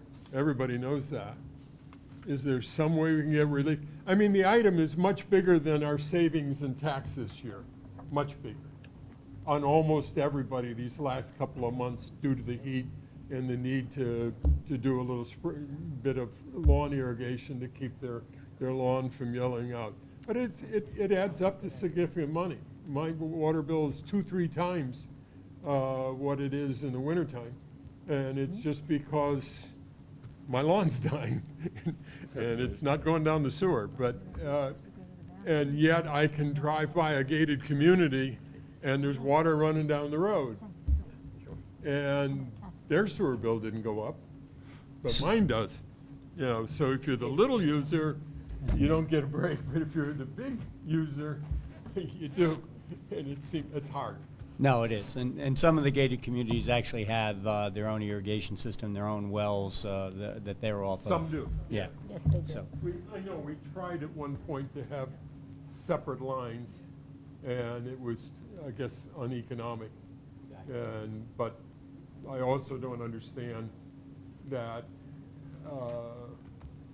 we used to irrigate potatoes in the photos up on the wall behind us here. We are very definitely dating ourselves here. From ponds that were built mostly after the war, with drag lines and stuff. And now we're using our pretty dear water from deep wells to sprinkle some of those places. Gentlemen. And I don't know. Please. Thank you. It's Thank you. probably a master plan item, I don't know. Fill Thank out you. your survey. Thank you, Take- sir. And I'm assuming that we have come to the end of those who wish to address us? Yes? Yes, sir, you're back again. Your name and address, please. Bob Zaglarski, 162 Tournament Drive. Thank you. Previously, someone mentioned the name Senator Greenstein, Mhm. made some comments about her. She's not here to defend herself. The comments seem to indicate that she was someone who is less than responsive and caring, and I just want you to know that in my experience of the past 7 years, I've had 2 conversations with her, and I've had some contact with her office, and I've found her to be very responsive, very, very caring, and very capable, and as well as her assistant in her office. So just wanted to correct the record in that regard. Thank you. Thank you, sir. Thank you for your comments. Assuming we have no more public comments, I would like to have a motion to close the public comment section. I almost forgot to read the word. I'll make a Mr. motion. May I have a second on that? Second, thank you. Is it all in favor? Aye. Aye. Any opposed? Public comment section is closed. Council people wish to comment on some of what was said. Anyone else have comments? If not, I do. Yes, Mr. Van Zor, you have some comments about what was said during the public portion. Yes. You got to move the microphone up. Take the microphone, Terry. All right. Can you hear me? Always can hear you, Terry, into that microphone. With the microphone or without? Thank you. Okay. First of all, I heard comments from at least 2 of our residents tonight asking about remote participation. Mr. Tufano and I think Mr. Fabiano both brought it up. I strongly support that. I think that's a great idea, and it's something that had not yet come up. And you know what? Never thought about it before. It's one of these, you know, as a result of the pandemic, you know, like I go to court. I go to Zoom court now. We don't have to travel an hour back and forth. But in the same way, someone, and ironically, it did come up during the cannabis discussion, where one of the gentlemen said that he's disabled, and it's very difficult for him to get to meetings and stuff. And in a town like this, where we have particularly a lot of elderly people, people that can't get out, but they're still interested in the, you know, what's going on in the town and the agenda, I think that's something that we should strongly consider. I did mention it briefly, but we haven't had a chance to really look into it because this is actually our first meeting, Out in the world. the first meeting where we're in person, and I understand there's a lot of technological stuff that you have to go through in order to allow for the people to participate. I know it's being taped, but that's not the same as when they have a chance to be heard. And you know what? It's the whole idea here, we're a town, people should have a right to be heard if they have something to say, and whoever it may be. So at the risk of our meetings even lasting longer than they might last on another night, I say everybody in town that has something to say should have the right to say it, and I think we should be willing to listen to them. So I agree with you 100% on that, and I would ask our town to look into it. Now, I don't know what it costs, I don't know what's involved with it, but to me, that's a good thing. In that same regard, and I've had this conversation over the last few months, Sue Reiser came up and talked about disabled young adults and having the use of our vans. Now, we do have transportation vans. I will be 100% candid. I don't know all the details as far as how much it costs to operate these things. Obviously, if you're going to be giving people rides, you have to hire someone. Maybe the timing is different than what they just do with the seniors. But I also agree that that is something we should really look into. If somebody in the town, what's the difference between a disabled person and an elderly person, right? They both have their limitations, one due to age, another due to physicality sometimes. And I don't mean, you know, that every elderly person's disabled. I don't want to put it that way. But, you know, people have, it's difficult sometimes physically for people to get out and about and whatever. So if we have a disabled an adult like Sue's son, and Sue will remember I came out when you had a nice bowling it wasn't a tournament, but the recreation session program.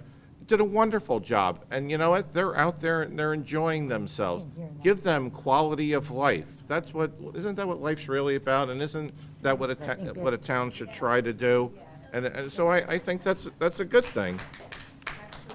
I remember I also spoke with Katie Belko about that, and she also has a disabled you know, adult. So you know, listen, I don't know what the cost is again, but I would say let's look into it. Let's try and find out what it is, and if we can fit it into our budget. I know we don't want to raise taxes, but if we can fit that into our budget, and I can't imagine the cost being tremendous, I think we should try and do that. So that was my second point. The other thing, Lucille brought up a point toward the end about no one questioning the ordinance, and I did want to address that briefly. I don't know how other towns have done it, but all the all the council members will tell you that what we do is our business administrator gives us an idea what each and everything is about before the meeting.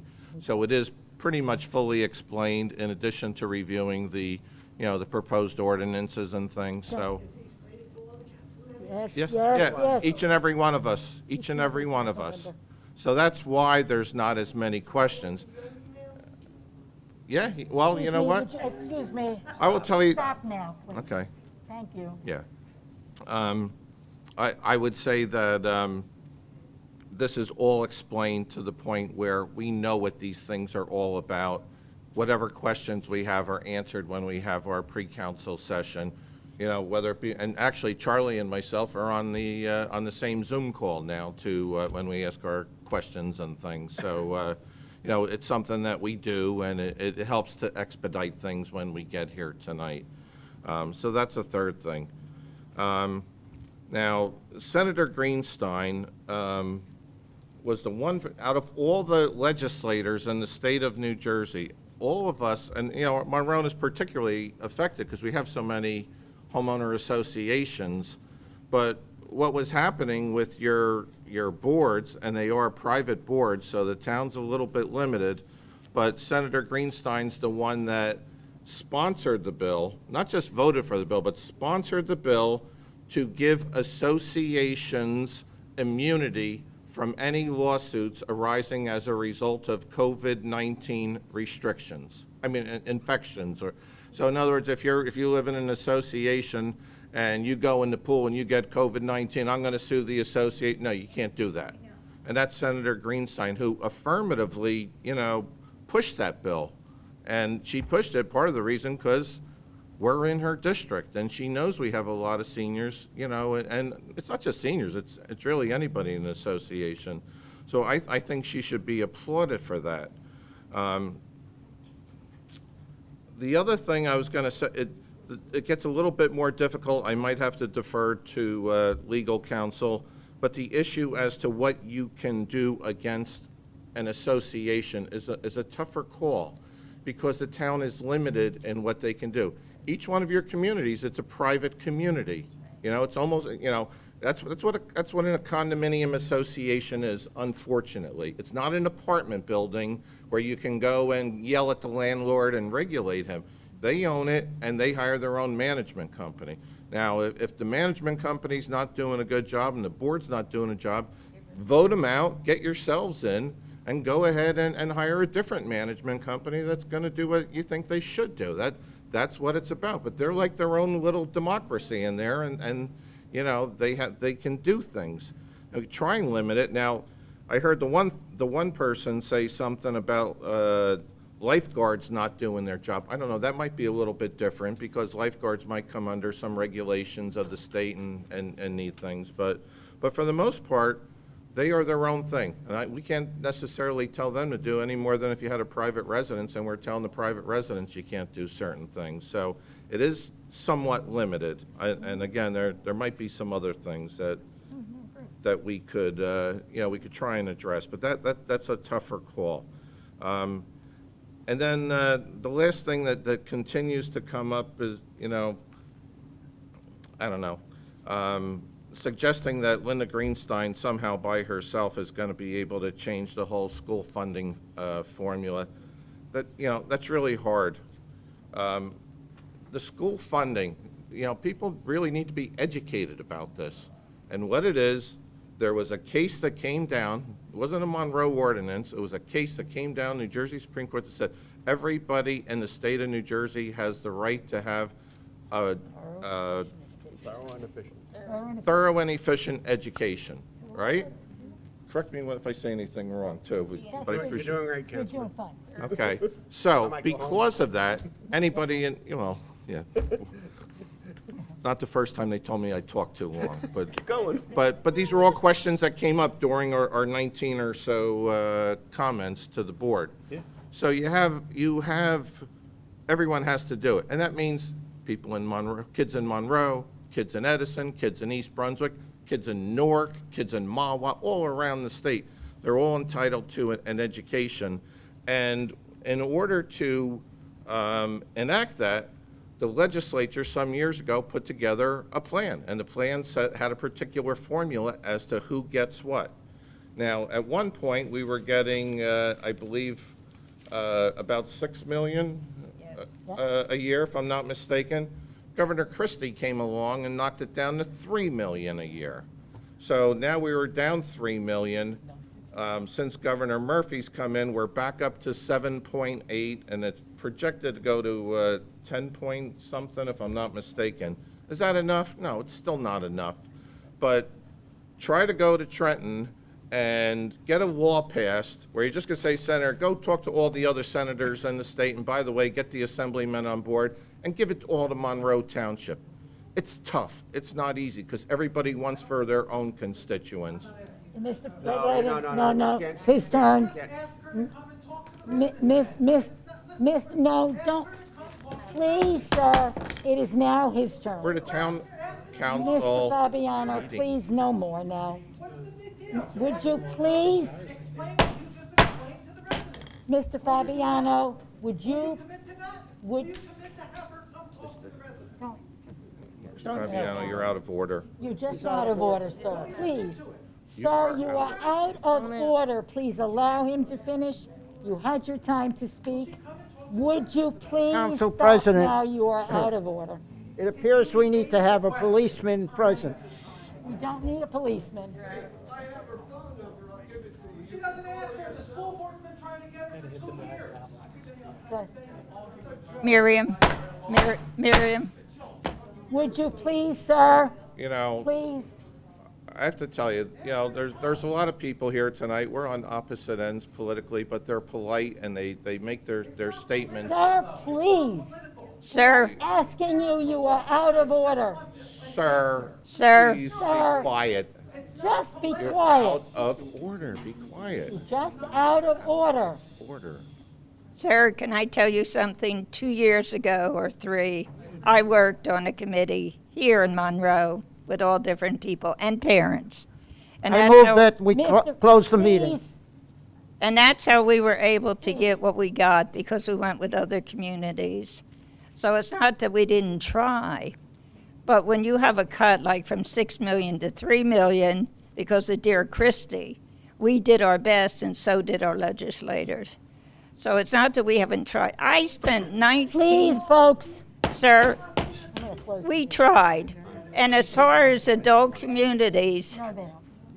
they're governed by your board. I belong to an adult community. I pay $500 a month maintenance. I got nothing for a year and a half. Did I complain? It was for my good that they had to close down stuff. So don't tell me we're not out here trying to help, because we did. You're gradually going to have everything open in the adult communities. I know my people in Rossmore are frustrated, so am I. But we did this, and the governor, because of safety.